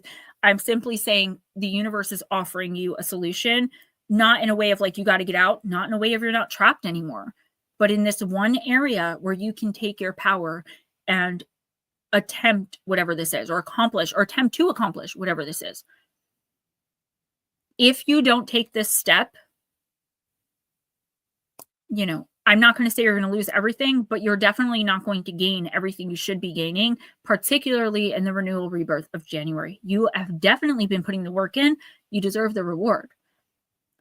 But you have to take this risk. Oh, Nutslap, I know what we're watching if we ever hang out. Cheer up. Hickey from Kanicki's like, Hallmark card. We care enough to send the very best. Ah, you pig. Oh, I love it when you talk dirty. Who's next? Blue. Lara, believe me, I understand more than you probably realize. I really do get it. It is emotionally draining, spiritually exhausting. But there is a way to kind of ease yourself around it, even if sometimes you have to play make-believe a little bit with yourself. Whatever it takes to get that emotionally detachment taken care of. And, oh God, guys, I'm not trying to be gross, but I think I'm allergic to native deodorant. Ever since I've been using it, my underarms have been itching so bad, and I get like these red marks. Ouch. Okay, sorry about that. And no, I itched with this hand and scratched my nose with that one, okay? Before y'all say anything. Blue, I'm going to use Aether Creatures. I forgot about that part, multifaceted jewels. I like Grease Part 2 as well. When Michelle Pfeiffer sings Cool Rider. If you really want to know what I want in a guy, well, I'm looking for a dream on a mean machine with hell in his eyes. I want a devil in skin tight leather. He's gonna be wild as the wind. In one fine night, I'll be holding on tight to a cool rider. A cool rider. If he's cool enough, he can burn me through and through. Oh, if it takes forever, then I'll wait forever. No ordinary boy is gonna do. I want a rider that's cool. I'm gonna hate myself when I watch the rerun of this.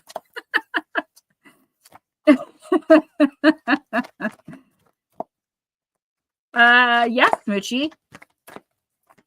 Live, baby.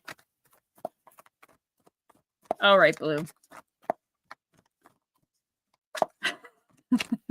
Yeah, I don't need deodorant there.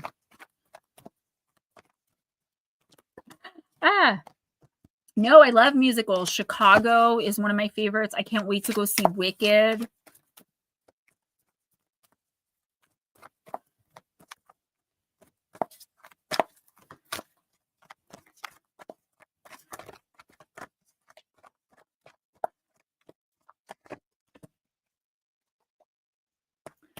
Yeah, you know, I like the cucumber mint scent. I even use the native shampoo. Here's what happened though. So I got native deodorant's like $14 a thing, like a stick. And I'm like, I'm not paying that. But Walmart had one stick of the cucumber mint, which matched the shampoo that I was using at the time for like $4. And I'm like, oh, I want to try it. I was using it, no issues. Because I used to use Dove and it just like doesn't work right. And plus the native smells really good. No issues at all. I've been using it for like 6 months now. All of a sudden, the last like 2 weeks, I have been having these issues. Now, I did change soaps, but my soap is unscented, fragrance-free soap. So I don't know, guys, but there's something going on with my underarms. So if you see me scratching like this, it's like, it just is very uncomfortable for me. I don't usually even wear sleeves. All right, blue fractal widget, card number 27. Interesting.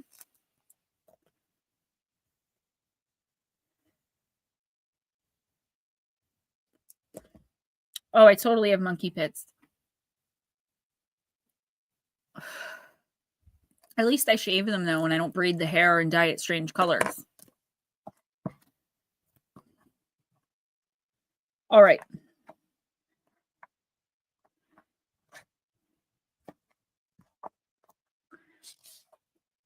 Communication, understanding, self-transformation, shape-shifting for the purpose of getting a message across, meaning and effective interaction. If a fractal widget has appeared to you right side up, and this is a long one, understanding is your issue. Most likely there is something you are not understanding about a situation at hand, or you are currently not being very understanding relative to someone or something. There might be something specific that you are aware you don't currently understand, or equally, this could be a situation where you aren't aware that you don't understand something. If this is a situation where you know what it is that you don't understand, a good exercise is to break down what you don't understand into smaller components. Write down everything about the situation that you do understand first, so as to get as clear as possible about what you don't understand. Then strategize how to go about gaining understanding of those things that you don't understand. Yeah, this makes perfect sense. With that being said, you firstly need to make sure you are in a receptive, open, attentive, curious state of mind. Consciously seek to gain understanding, be willing to ask for help, approach the situation from multiple perspectives. This may mean involving many different people that you know will have different perspectives on this situation. Take the time to talk about what you don't understand. Resolve any resistance you may have that is acting as a barrier to the understanding. A fractal widget usually appears if there is a lesson to be learned, something more to know. Understanding something is what stands between yourself and the improvement you are seeking. Remember, learning to understand is a strength, not a weakness. I actually got a completely different message, kind of. Netter, I'm so glad to hear that. I want this to be that place for people. And I know that it is for so many, because that's what it is for me. That's why, unless I absolutely must, I never miss this stream, because I know how much you guys need it just as much as I do. The energy here is amazing. And I thank you for saying that, because I feel like I'm doing something. Probably something with his dad, I'm sure. He'll be back. He didn't tell me, so, or he could have went to the bathroom. Maybe he had to poop. Blue, the message that I'm getting here is that you're purposely pretending to not understand because you don't want to be involved in something. I feel like there's this outlying situation, right? So you have your life, the life you're leading, the relationships that you have, family, possibly something romantic. You're doing good. And like, for the most part, you're positive and upbeat. Oh, thank you. Thank you, sir. Sorry.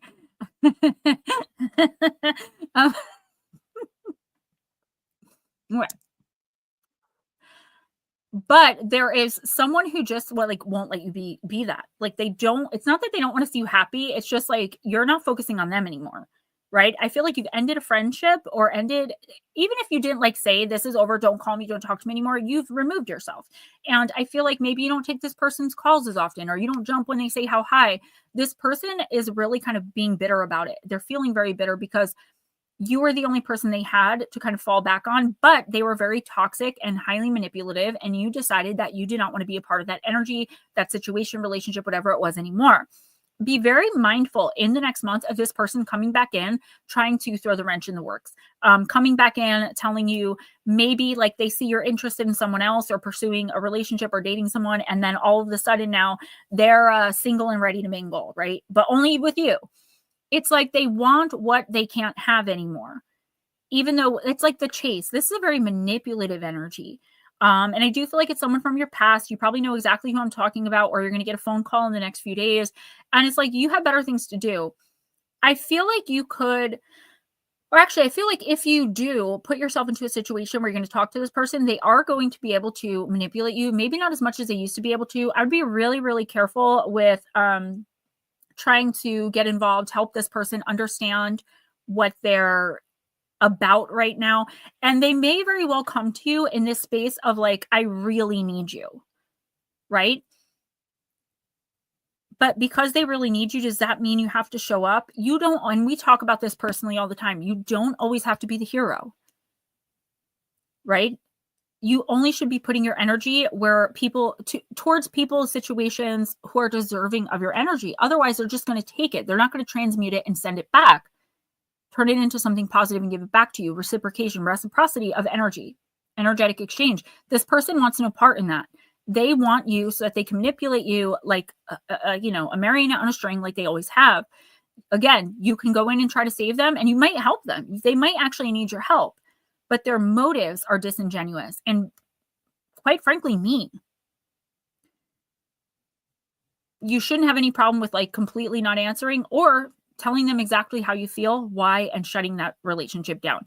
I feel like any little inch that you give this person of kindness, they're going, give the devil an inch, he'll take your soul.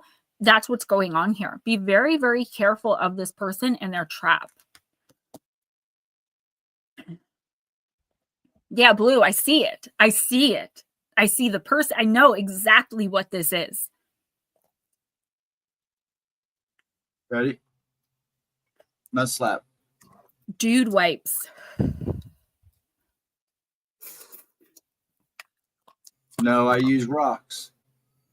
And if I'm feeling spunky, corn on the cob. Nut slap. I am using the Vampire Oracle. I stick to me guns. Good. I think that you should, because I feel like this person is definitely trying to trap you. It's like a kid. You know how like toddlers, like they want nothing to do with the ball on the floor until another toddler grabs it. Then all of a sudden they want the ball, but as soon as the other toddler gives it up, they're no longer interested. This is very junior high. And this person is just no good. Classless, very low vibrating energy.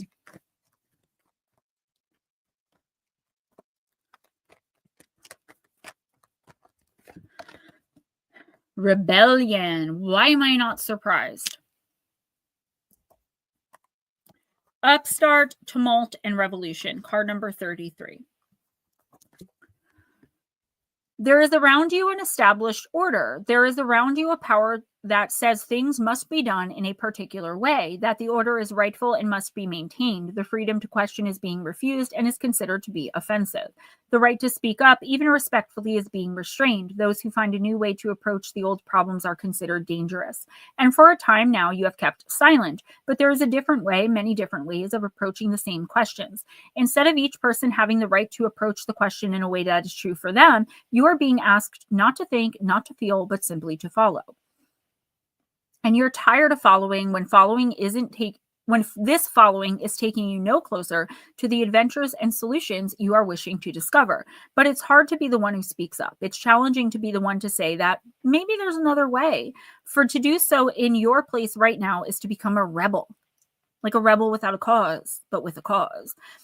This sounds romantic, but it's not. It is a hard path to walk, yet it is the one you are being asked, nutslap, to set off on. And in doing so, you may find others wish to make you a new leader and a new keeper of law and order. But for you, This is simply a personal journey, and you don't wish to influence anyone else to do anything, but to know that following their own path and finding their own way may be what's best for them, even if it's different from yours. It is a choice.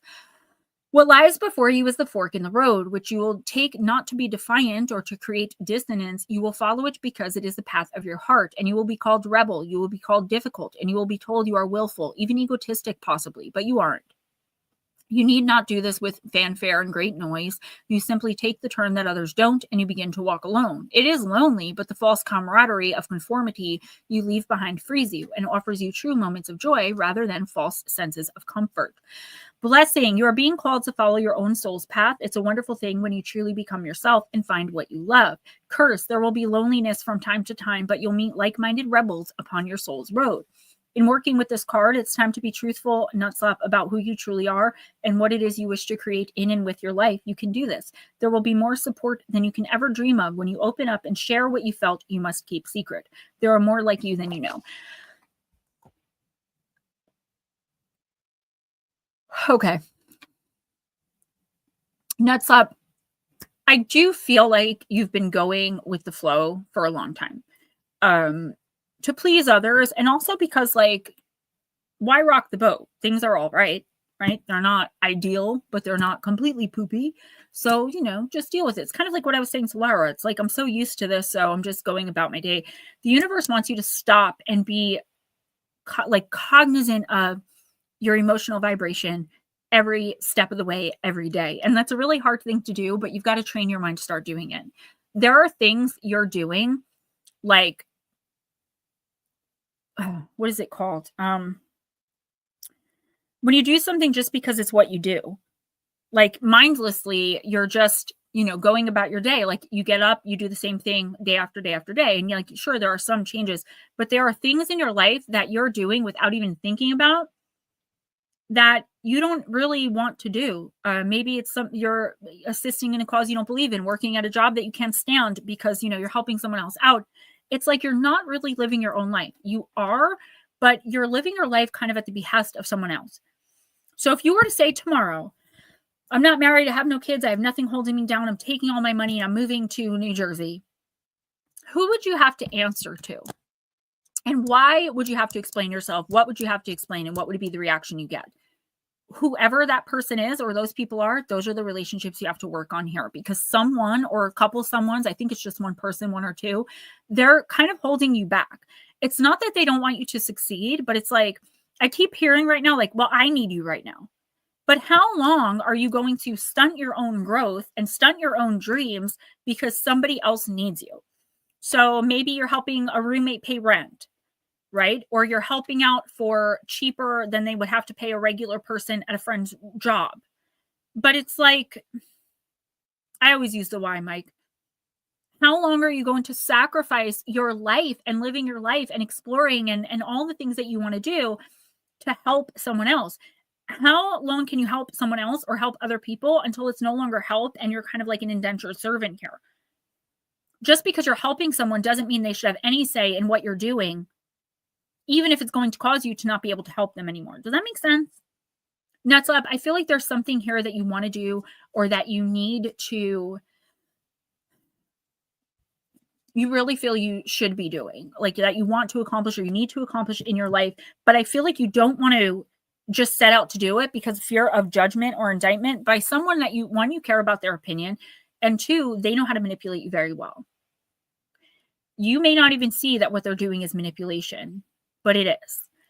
Nutslap, I would caution you or really tell you, like, in the next month or so, there's going to be several opportunities, one after the other, for you to really branch out, whether it be with friends, meeting women, finding new hobbies, getting a new job. There's so many changes that are coming in, and they're fun, and they're what you should be doing with your life at this point. But I just feel like the way that they're showing this to me is actually pretty funny, but it definitely makes sense. It's like you're here, and then I'm here, right? And they're showing me like this big face, not God or anyone like spiritual, just like this big overlord of a face of like, every time I want to make a decision, I've got to kind of look up and be like, are you okay with this? And you're not married, so that really doesn't make sense to me. I feel like you're making it more than what it is. You're a grown adult. If you want to get out there and do something, take a vacation, there's something here that you want, but you feel like it's out of your grasp because you are beholden to this other person or this other situation. And I know this isn't romantic, but it could be stopping you from having romantic relationships. You can't save everyone. And when you're offering help, that doesn't mean you're indentured for life to help. You help for as long as you're comfortable doing so. And if someone's going to hold emotional, emotions and feelings over you with emotional blackmail, then I'm sorry, whoever they are doesn't deserve your help. You deserve to live your life the way that you want to and do the things that you want to do and explore and get out there. I just feel like you are stunted right now because you agreed to help someone with something. And now it's like this lifelong journey of just making sure this person is okay. It's not what you're here for. Well, Netter, good news for you, I should say. I have plenty. And also at the mall, there is an East meets West and they sell them.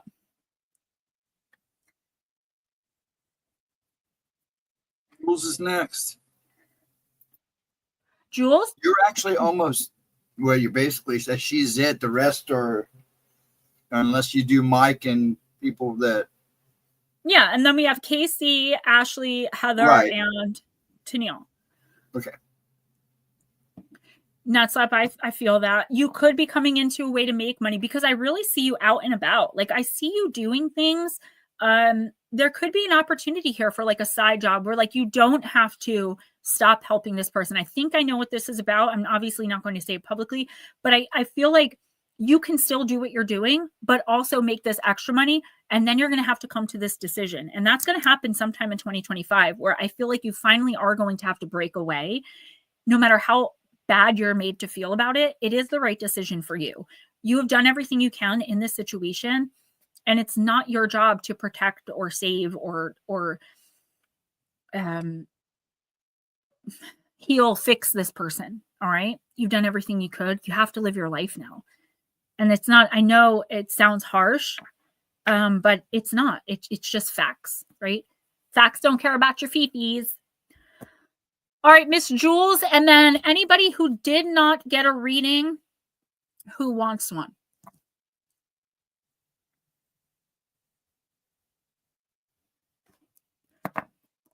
So speak up and let us know. That's tell us now, because I'm going to end otherwise. Smoochie, Jules is now, and Mike J, and whoever else is in here, Black Dragon. All right, number one.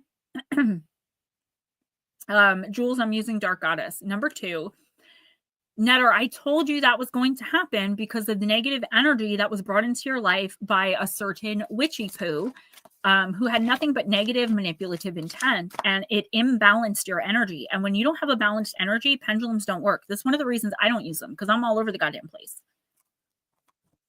You know, when you're in toxicity or you have toxicity attached to you, no matter how great you're doing, no matter how much you're doing, no matter how much you're succeeding, if that energy is still attached to you, yeah, it completely threw you off balance. I see it all over your energy, even through like your text messages have changed. That's why your pendulum started BSing you.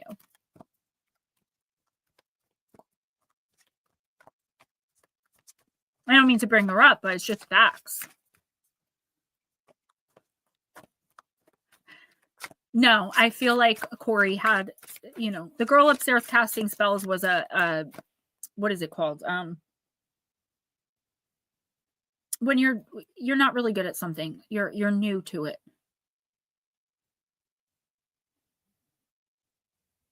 She was an amateur, the girl upstairs. I mean, she gave you witch cakes to your face. You know what I mean? I took care of her. Life with Bobby, you're all right. So life with Bobby. Anyone else, because I'm not going to ask again. Anyone else who did not get a reading? Ghost, are you frozen? You looked frozen. All right, Miss Jules, let's do this. You got Ainara, the card of... Huh? I was fighting tremors.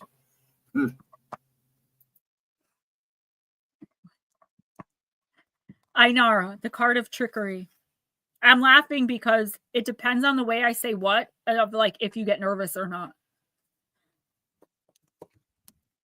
Jules, all that glitters is not gold. Don't believe all that's been told. Tricksters' tricks won't fool for long. Protection placed, now stand strong. By the power of the dark goddess in me, protection in place, blessed be. Someone who seems too good to be true is showering you with sweet compliments, and the attention is all on you right now. A new person who appears to fit right in a situation that is on offer could be what you've been dreaming of. It all feels exciting and new and seems like the answer to your prayers. However, the Hittite goddess of wild animals, Inara, asks you not to be drawn in by appearances alone, for she knows herself how to masquerade in the name of deception. This is how many survive, by riding on the success of others. Be wary of those who suddenly seem keen to help, please, or praise you, especially if you don't know them that well.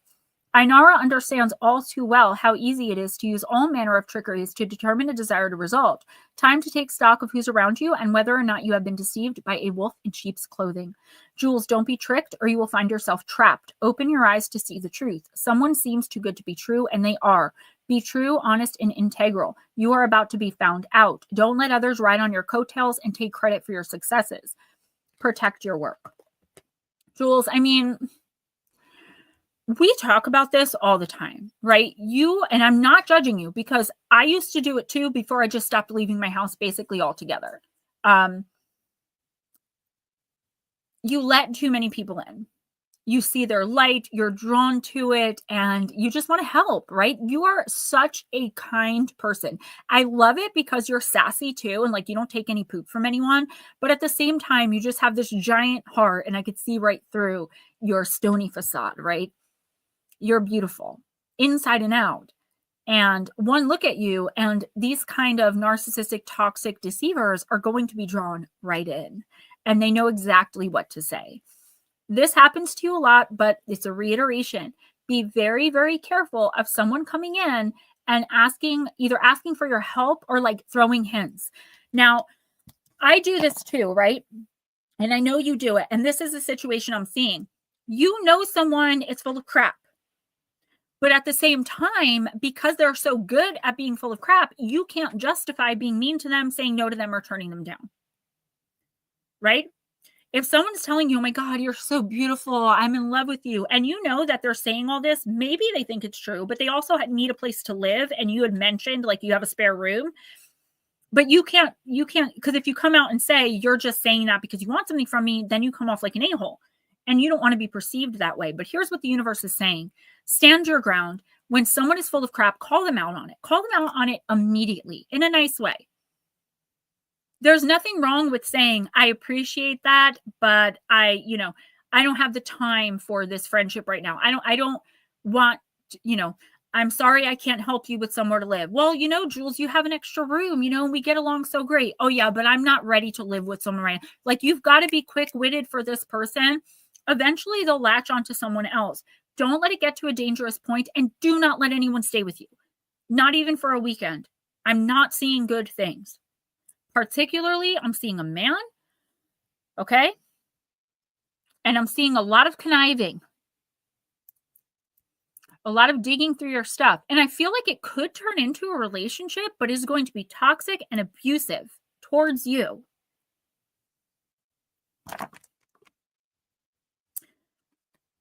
Guys, don't forget, and I this is more for the people who listen after.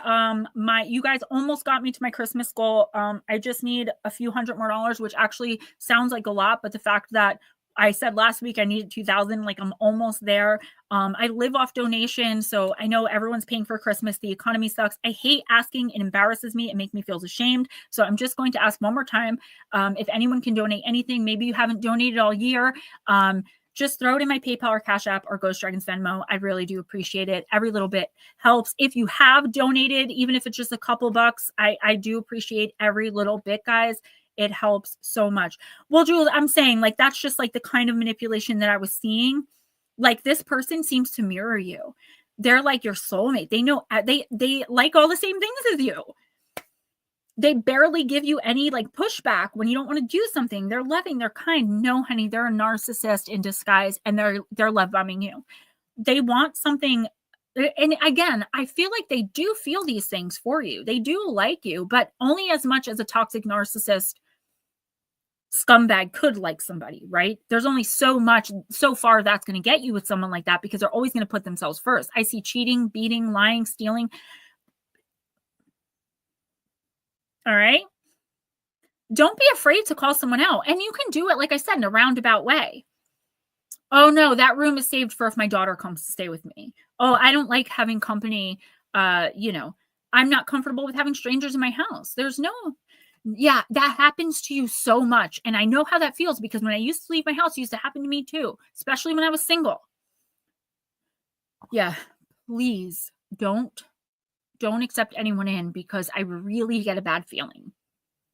Guys, speaking of, we're going to be talking about interdimensional interlopers from the liminal realms. So high strangeness, visitors from the liminal realms. I'm going to talk a little bit about what liminal realms are. Basically means interdimensional travelers, really, really strange, bizarre one-off appearances, plus sheep squatch in Monday's video. Next Monday, if I can get it done, which I think I could, we're going to be talking about the Hinterkaifeck farm murders, which are like one of the most mysterious freaking cases ever. And I can't wait to bring it to you guys. I've been trying to bring it to you guys for years, but I could not remember the name of what I was thinking of, and I came across it today. Who's next? You would have just gotten sick. I mean, it depends, Netter, like what the spell was that was in them. It could have been anything from you getting deathly ill to, you falling in love with the married person next door to you having a demonic attachment. It really, amateur as she was, you probably just would have got like raging diarrhea. The poops. Okay. Oops, sorry. I stopped her. She had no power here. Okay. If you're doing extras, if Life with Bobby wants one. Life with Bobby wants one. Nobody else said anything, so I'm not going to ask Mike again. didn't want one? I asked. For Black Dragon. And then you can do timestamps. Oh my God, Divine, you didn't have to do that. That's amazing. Thank you so much. I need more of that so bad. Thank you. Oh, yeah. Is it on my wish list? If it's on my wish list, you don't need my address, but I will text you my address anyway, because if you're going to get it and then send it, that's fine too. You're one of the people I would trust with my address. That's fine.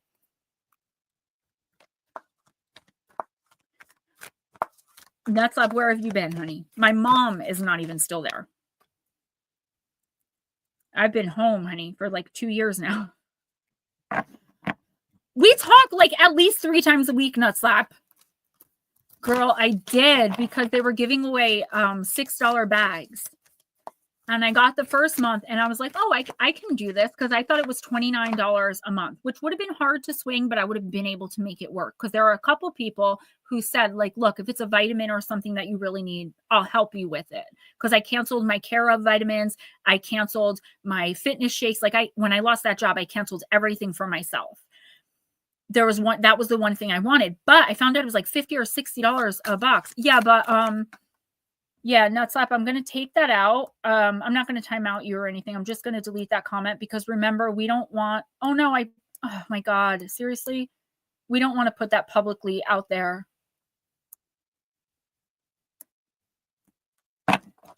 You got to remember that when we're public, it's not just us that are in here. By tomorrow, I'll have like 120 to 210 views on this of people that I may not even know who come in here and read the chat and stuff. So I know you didn't mean it. It's no big deal. I love that song. We're gangsters, and gangsters don't dance or boogie. So never mind how we got in here with burners and hoodies. And listen, we don't pay admission. Then the bouncers don't check us, and we walk around the metal detectors. And there really ain't a need for a VIP section. We in the middle of the dance floor, reckless, checking steady, like my necklace, started relaxing. Now that's what the F I call a chain reaction.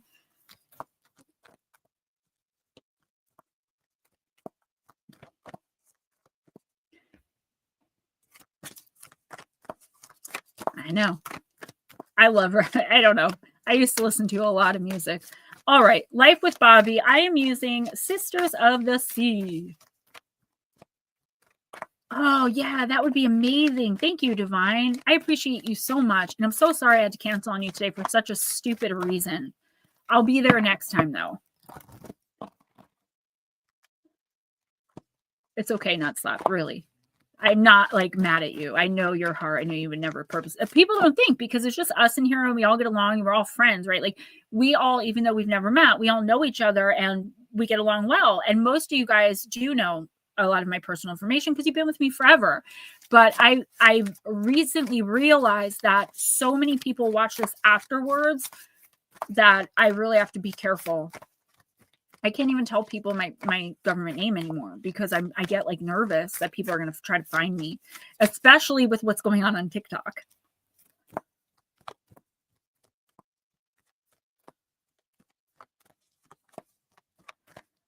All right, let's do this for Life with Bobby. Mike, of course, you ask that every week. And I'm like, dude, I don't care. I actually like when people come in and just hang out because it shows that we have a really great group here where people don't need to like necessarily like be getting something. It's like what you're getting from the group. Do you know what I mean? It feels good to have a space where people just want to come and be. I think that's really cool.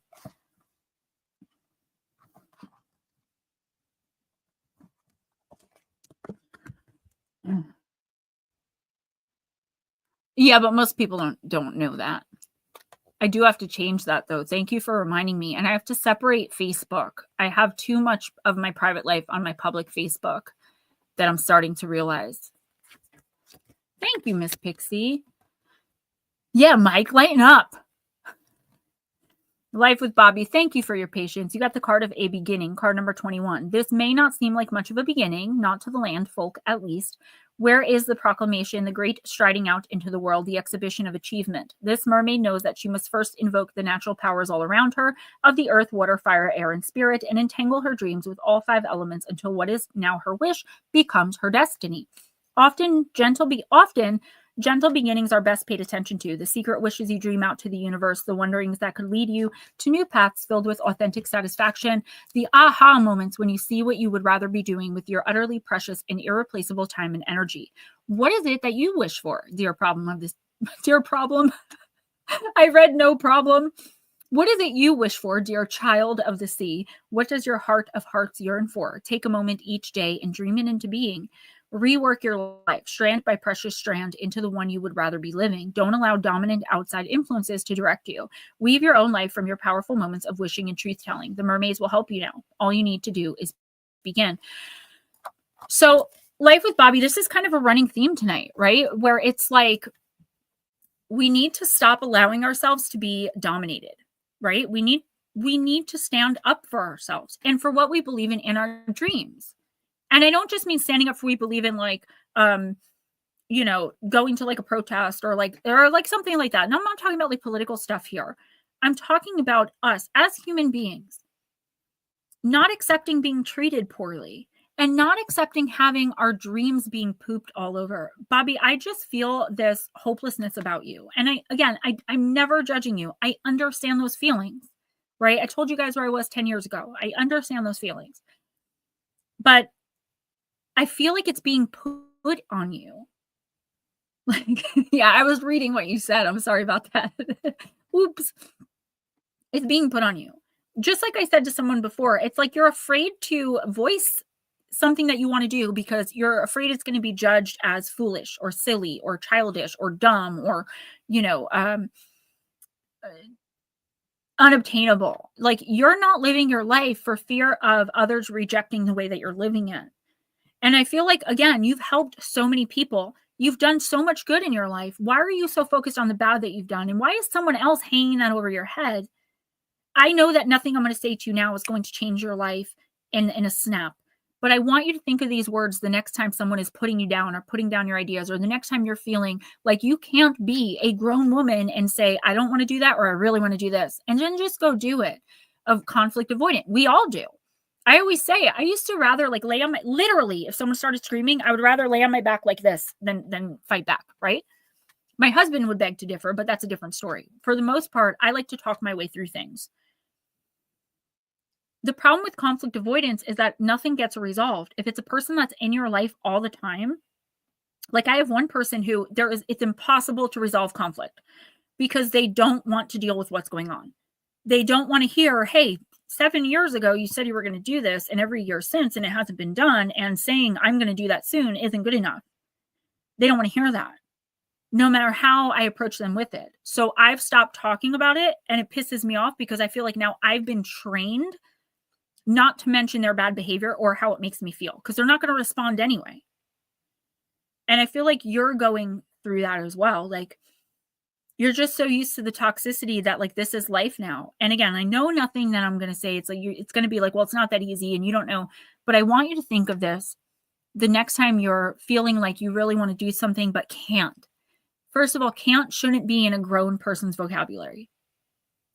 Especially when I'm seeing silly things like taking a vacation or like going to the neighbor's house for coffee. Like you're being like very restricted in some area of your life. But I don't think that you see it because I feel like that's just how it is. This has come up many times tonight because we all need to start stepping into our power and understanding that we have the last word. We have the final say. No matter how hard or impossible it may seem, nothing changes if nothing changes. Take a small step. Do something really small, like a baby step. And do something that may upset someone else, but like you're not hurting them, right? So I'm just going to use an example. Say your husband gets angry if you go to the neighbors because he expects dinner on the table at 5. Cook his dinner, set it aside, and go to your neighbors and have coffee, right? Then if he were to get mad at you, he'd be being unreasonable. You have to find ways to do these things where the toxic person, the narcissist in your life, would be so incredibly unreasonable if they were to say something about it. And I promise you, then it becomes just habit of like, well, I'm going to go do this. And the other person could say whatever they want about it, but you're so in your power and in your knowledge that you are in the right. And this person is toxic. Even if you can't get away from them, you emotionally detach. And then it's just like you're living a separate life. Does it suck? Yeah. You know, do we want relationships where we're simpatico and it's not poisonous and we can share our dreams and our discomforts and our failures? Yeah. That's ideal, but sometimes we're not in ideal situations and we have to make the best of what we have. You have to get out there. You have to start making friends. You have to start doing things simply because you want to do them without asking for permission.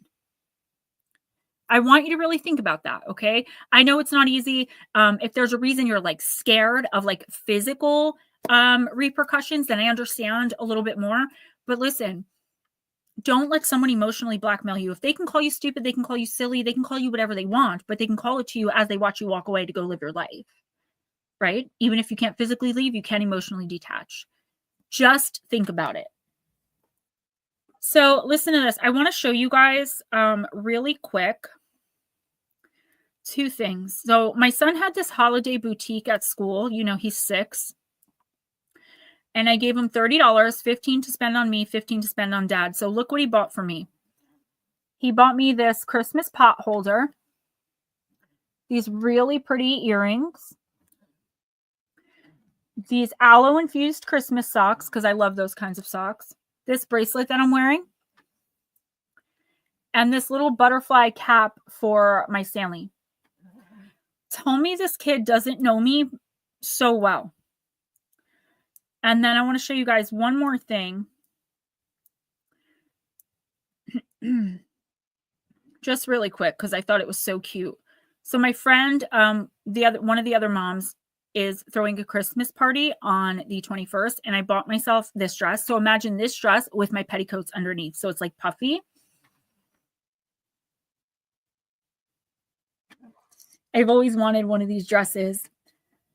But yeah, my son, I was overwhelmed with how this 6-year-old child picked out the most thoughtful gifts.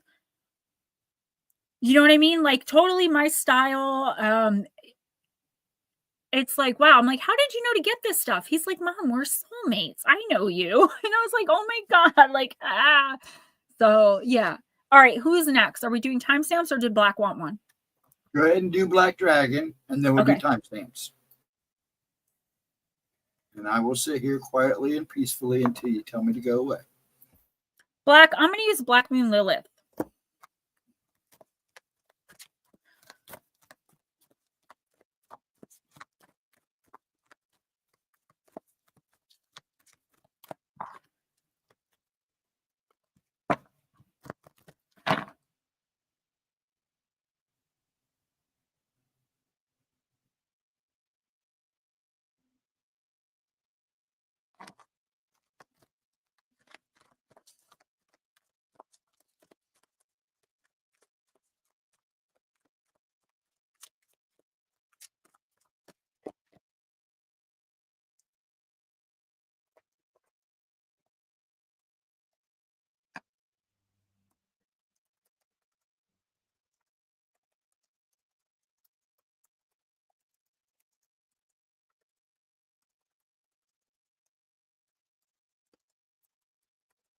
Sorry about the blank noise, guys. I'm writing something in the chat for you guys.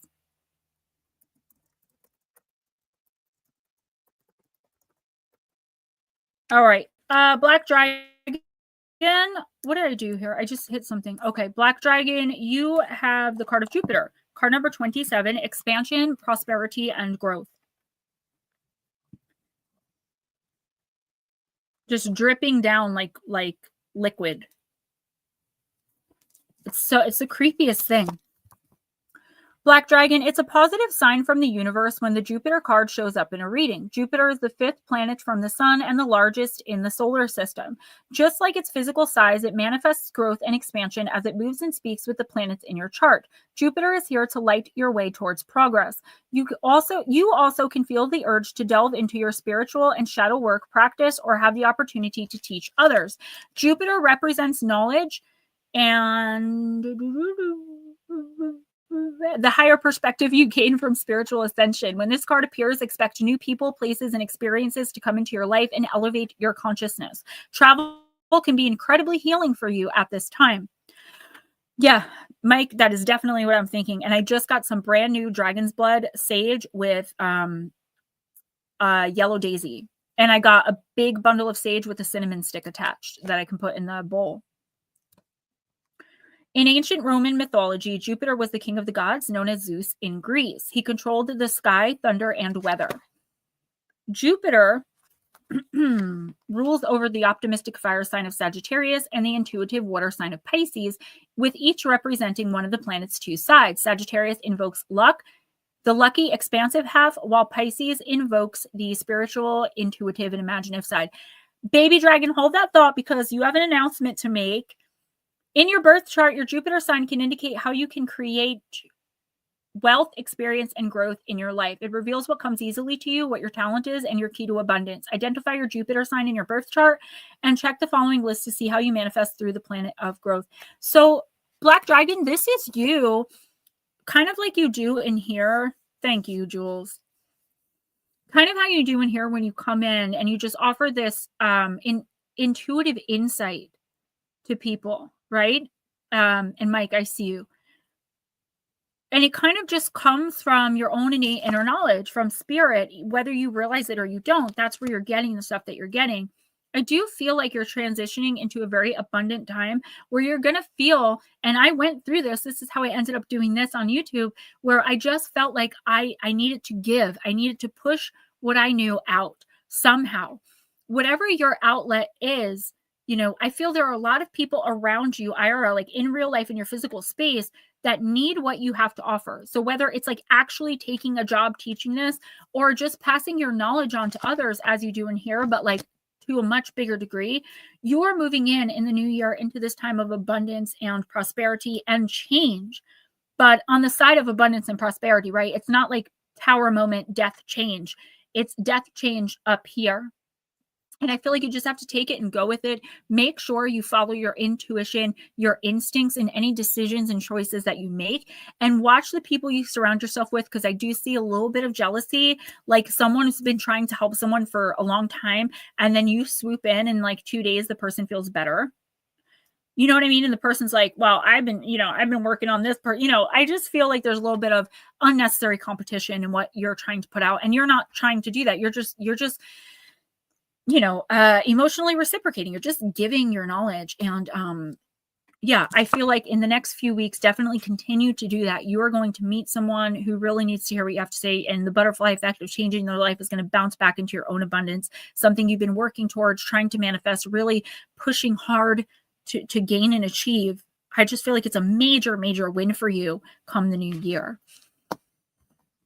You guys are so sweet. Thank you. So Baby Dragon has made it to the finals in the bakery challenge. I don't know what exactly it's called. I can't share it on YouTube because it gives a Facebook link.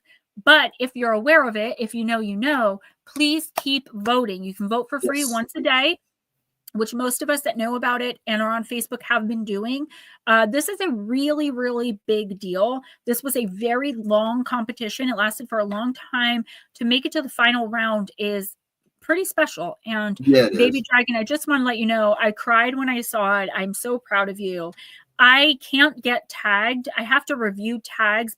Like people used to just be able to tag me in a photo or something until these perverts started tagging me in disgusting comments and just leaving them on my Facebook wall for everyone to see. So what I did was I had to put it where I need to review the tags. The problem is I don't know how to find those to review them. So if I respond late or if I don't see what's happening, that's why. The quarterfinals, still more rounds, have a free weekend and voting restarts again Monday. Well, I'll make sure that we continue to kind of push that for you because it's a big deal. And you need to give yourself a lot of credit. And you're doing amazing. You're coming into your abundance. This is that rebirth, renewal, New Year's energy. And you totally got this. And you can and will totally win. Paranormal Pixie, don't worry about it. You've done enough, And like I said, it's mainly for the people outside of this stream, because for the most part, the people who can give do. I am trying to get $300 total.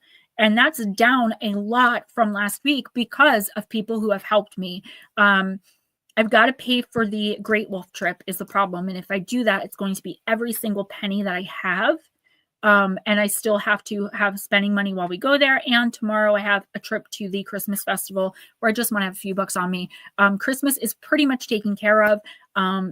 Groceries are taken care of. It's just that extra few hundred just so I can be able to live, and there's one more gift I want to get the little guy that he really wants that I didn't know he wanted until recently. So I do appreciate it, guys. Thank you. I'm going to do the timestamps now. Feel free to stick around, hang out. Please don't leave if you don't have to. Well, go ahead and do Baby Dragon. Well, that was the next words out of my mouth, but thank you. I was going to be like, well, she's here. Yeah. But that Baby Dragon is a huge accomplishment. You know what I'm saying? Don't let anyone sleep on it or try to take it away. She cried like a baby too. Nut slap. I hope so. All right, Baby Dragon. I'm using the Mythical Goddess Tarot. It is tarot that can be read as Oracle. I love this deck. I'm so happy I refound it. It wasn't lost. It was just in with the others I haven't used in a while because I don't have a lot of space. I have a gigantic house with plenty of room, but I'm relegated to a corner in my master bedroom, the size, well, smaller than actually a prison cell. So I'd make do with what I have. Seriously, cannot thank everyone here who's voted for me. Seriously. Yeah, well, you deserve it, No one's giving you anything. Just kind of lifting you up and presenting what you've done. You deserve the recognition and the acknowledgement, whether you win or you don't. But I really feel like you could. All right, Baby Dragon, you got the 6 of Fire, the card of forgiveness.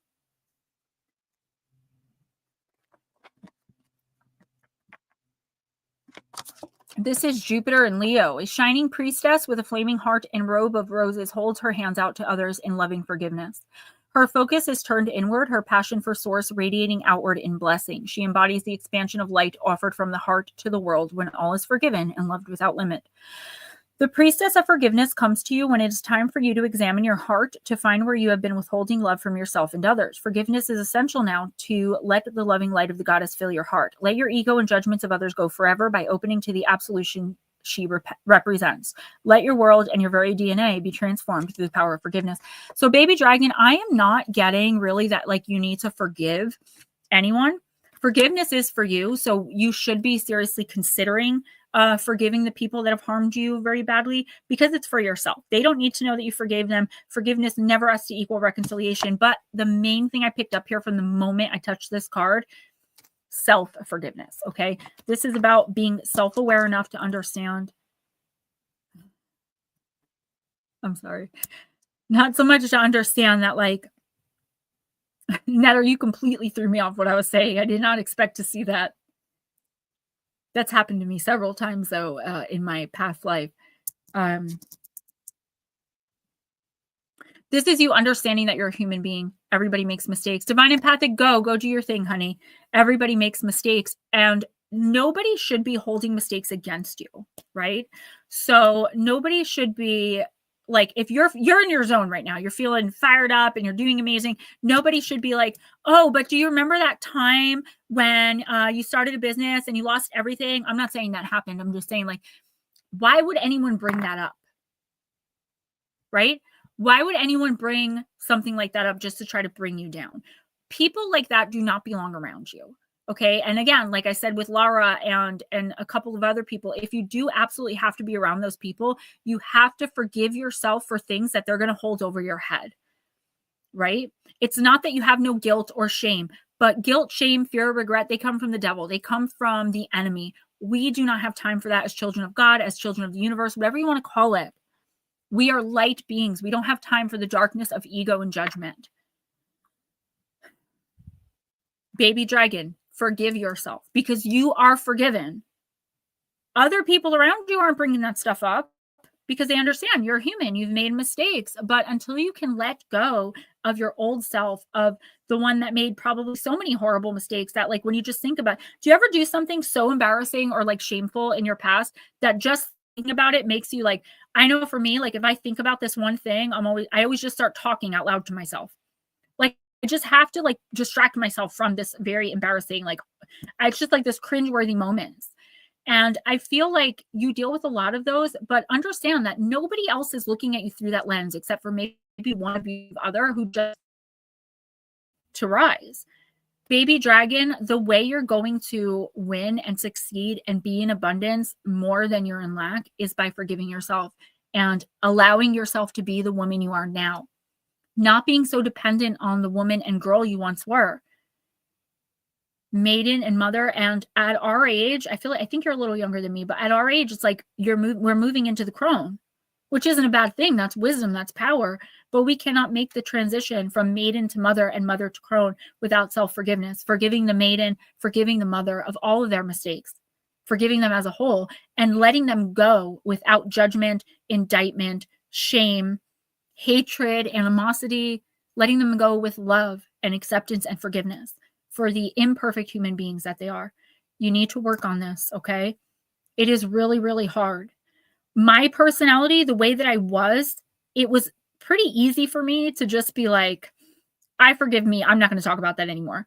But it took more work than that, right? Because some of the stuff I did have to talk about, I had to make amends. I had to convince the people I took hostage in addiction that I wasn't that way anymore. You know, the 21st, I will have 6 years completely clean and sober, you know, and I've moved past that person, that woman that I was, that lost, broken, lonely, tragic woman that I was, and the abandoned, lost, unloved little girl.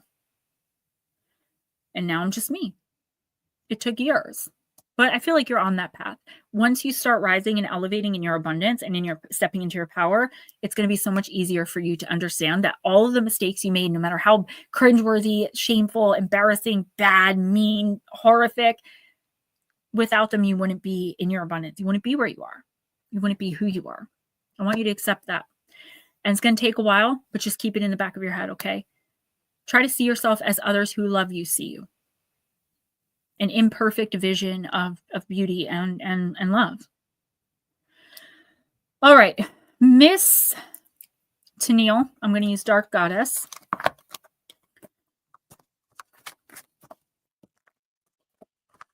I think we all struggle with it to one degree or another, right? I think you'd have to be a different kind of person to not struggle with something like that. Lotus, you got Matt. The card of judgment.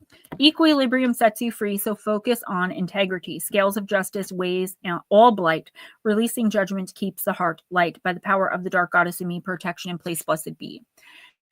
You have been carrying around the weight of the world on your shoulders. Your heart feels so heavy with the responsibility of burdens forced upon you and of the love you so freely give and yet do not receive. You have always stood for justice, truth, and morality, and your heart is saddened that others around you do not adhere to the same principles. You feel unbalanced, that you are not in control, that chaos is ruling your life, and that you are being sucked into a dark chasm of despair. Help is at hand, for Matt has heard your cry and will remove anything that is unbalanced from your life. Others are judging you for what you are trying to achieve. Matt asks you to destroy untruths by becoming the judge of your own life. Time to feel as light as a feather as you unburden your heart from the wrongdoing of others. The day of judgment has finally arrived. Avoid criticizing the efforts of others. You have been judging yourself too harshly. Someone is keeping the truth from you. Don't be afraid to speak out. Speak up. Your honesty will ensure the desired outcome. The worst is now behind you. Keep your material and spiritual lives in balance. So, Lotus, I don't really feel like someone's keeping the truth from you here. I feel like you're in such a good space compared to where you've been that you're afraid that any little wrong move is going to make it all come tumbling down. And I don't think you're judging people more. I just think you're more cautious about who you're allowing into your life.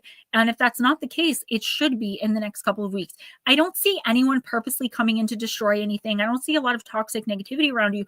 What I do see, though, is you questioning some of the people around you, some of the decisions they've made. You are looking to be around people that you are in their best interest. Yes, Mike, exactly. That they want to do things that are in your best interest. Not that it's all about you, but like when they're around you, dealing with your business in your home, are they looking out for you? Are they looking out for your best interest? Are they rooting for you? Or are they just looking to get something? Are they, you know what I mean? I feel like it's right, though. I would say in the next month or so, Tennille, make sure you are cautious around people, even people you know well. If they're not like part of your close circle, question their motives, right? You've gotten this far, but how many obstacles did you run into because you trusted the wrong people, because you were too embarrassed or felt too weird to question their motives? You didn't want to be rude. Well, you know what? In this case, being rude, meaning asking questions that may be considered, unfriendly or inappropriate, ask them.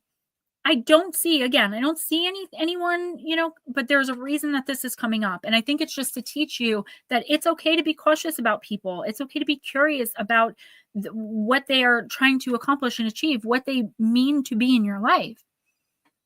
You got this. You had a great reading for December, January. I just love it. And I'm so happy that the tide is finally turning. Let's move on to Heather B.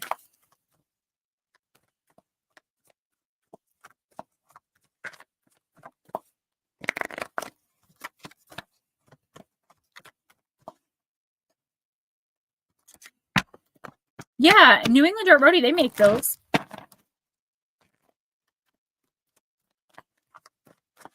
Camping stores, yep.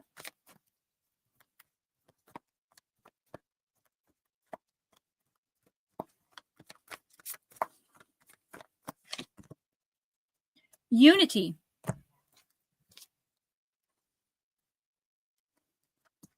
Card number 15. Heros Pyre, Sacred Fire. The card of unity. Within each of us is a spark of soul fire taken from the torches of Hecate and placed within us to be nurtured and empowered. She fans the flames within us, and from individual embers, we become a united inferno of power, love, and devotion. Feel that heat burning deep inside of you. Fan that ember into a bright flame. Let your power shine and know that you are never truly alone. Yeah, I feel, Heather, like you've been going through a lot, dealing with a narcissistic and or toxic person or people.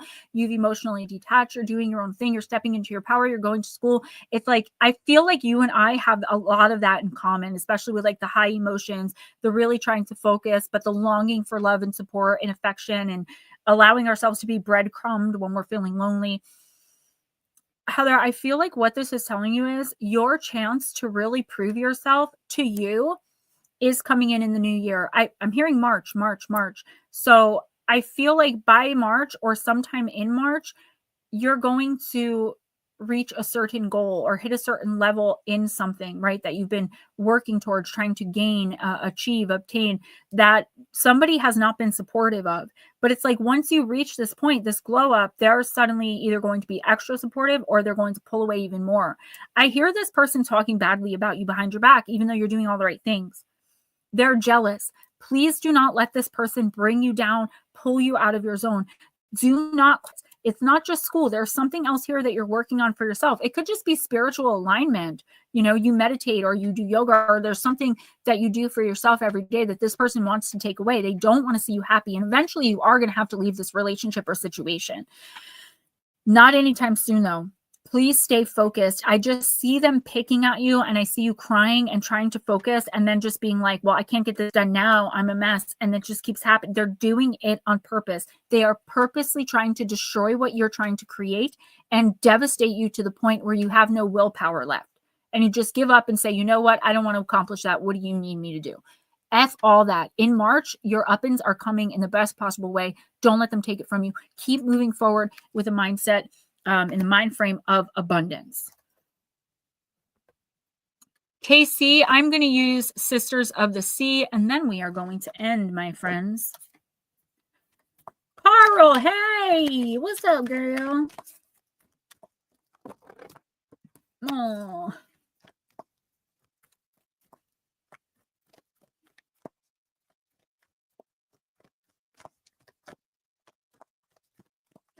KC, Miss Carl, how you doing?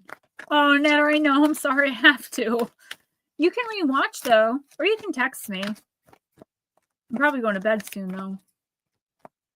I'm at the Christmas festival tomorrow. Guys, don't forget my donation goal for the rest of the month is, well, I would say for the next 2 weeks is 300. If you can contribute anything to that, thank you. If you already have contributed, thank you. I know I'm a pain in the butt asking. Please don't hate me. It's just how I'm getting paid. I need that little bit or a lot of it just to like finish up what I'm trying to accomplish for Christmas. You guys have been so tremendous. And I just love you all so much for being so supportive. I know, Netta, I know. I want to have you on one day just to like, not on this stream, but like to do a different stream for you to come on and like, you know, hang out and maybe divine. Okay. Miss KC, you got card number 8, Mer Meetings. I'm glad. Netta, that really makes me feel so good that you guys are comforted by the stream and by what we're doing here. I'm losing my voice if you guys can't tell. There are times within the path of life when people are sent to us by the universe. They are not always people, of course. Sometimes they can be quite unlike ourselves, but in whatever form these souls come, they have been sent because our paths are meant to cross and merge for a time. It cannot be known if the beings coming to you will be there for a long time or just for the moment on your journey, but the time they spend with you and that you share with them will feel magical for everyone involved. Friendships and new connections can be invigorating. They can reignite our curiosity and interests, help us to see ourselves through different eyes, and allow us to share and inhabit the same spaces absolutely differently, yet with deep companionship. The blessing of new, enthused, activated, and sweet friendships and connections will soon be yours. These are blessings for the soul, and as the interaction between fairies and mer being shows, we need not be alike, but we do need perhaps the kinship of the soul, the desire to spark magic in each other, and to want the very best for one another. You are blessed with this gift. Embrace it. Unfurl your tight-held, vulnerable heart to the new.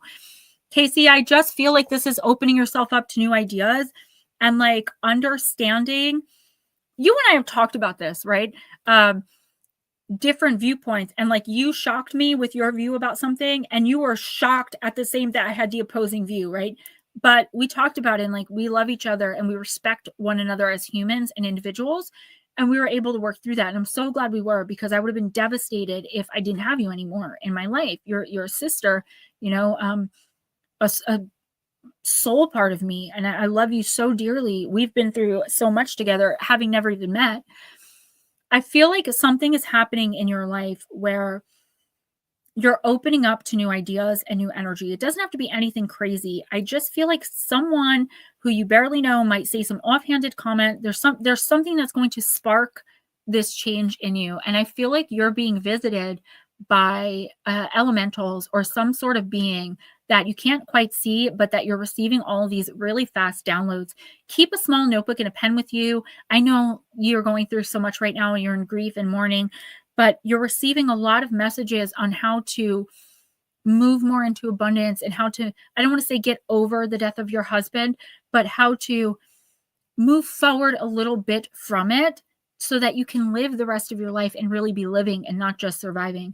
I would pay a lot of attention if you're like having a conversation with a stranger or with someone who, you know, is very, very different from you that you're introduced to, or knowing that someone has a different idea about something and reaching out to them and asking them their opinion, right? I feel like you are receiving downloads, but you need to have that faith again that is really what's happening, right? That the messages coming through aren't just your mind being overactive, but you're actually receiving these messages. I dare say you may be getting visitation from your husband that you're not able to see right now, which is totally understandable, but listen with your ears and with your heart and write down messages that are coming in, because I feel like he is trying to say something to you. Mike J, I definitely am going to. I love you guys so much. Thank you so much for coming in and making my week so much brighter. On Monday, we're going to be talking about liminal spaces and the creatures that come from them. So basically interdimensional interlopers. Then we have on the 16th, Monday, the Hinterkaifeck farm murders. Guys, don't forget, if you can contribute anything to my $300 Christmas goal, I would really appreciate it. I don't get paid until December 23rd, which I can't even order from Amazon any gifts on that day because they'll never get there, even with Prime, because everything gets so backed up. You guys would really make my whole life if you could help me out with that. So other than that, keep sending positive energy. I will see you guys next Friday. Don't forget about the rest of the live streams. Thank you for loving and supporting me and not judging me and just being, I don't want to cry, but like just being an amazing group of people. I've never met so many amazing, supportive, loving people who are just that way for no reason. Yes, Muchi, love this fam. Absolutely. So be blessed, guys. Love and light and everything else. And Ghost, I'll message you in a little bit. I know.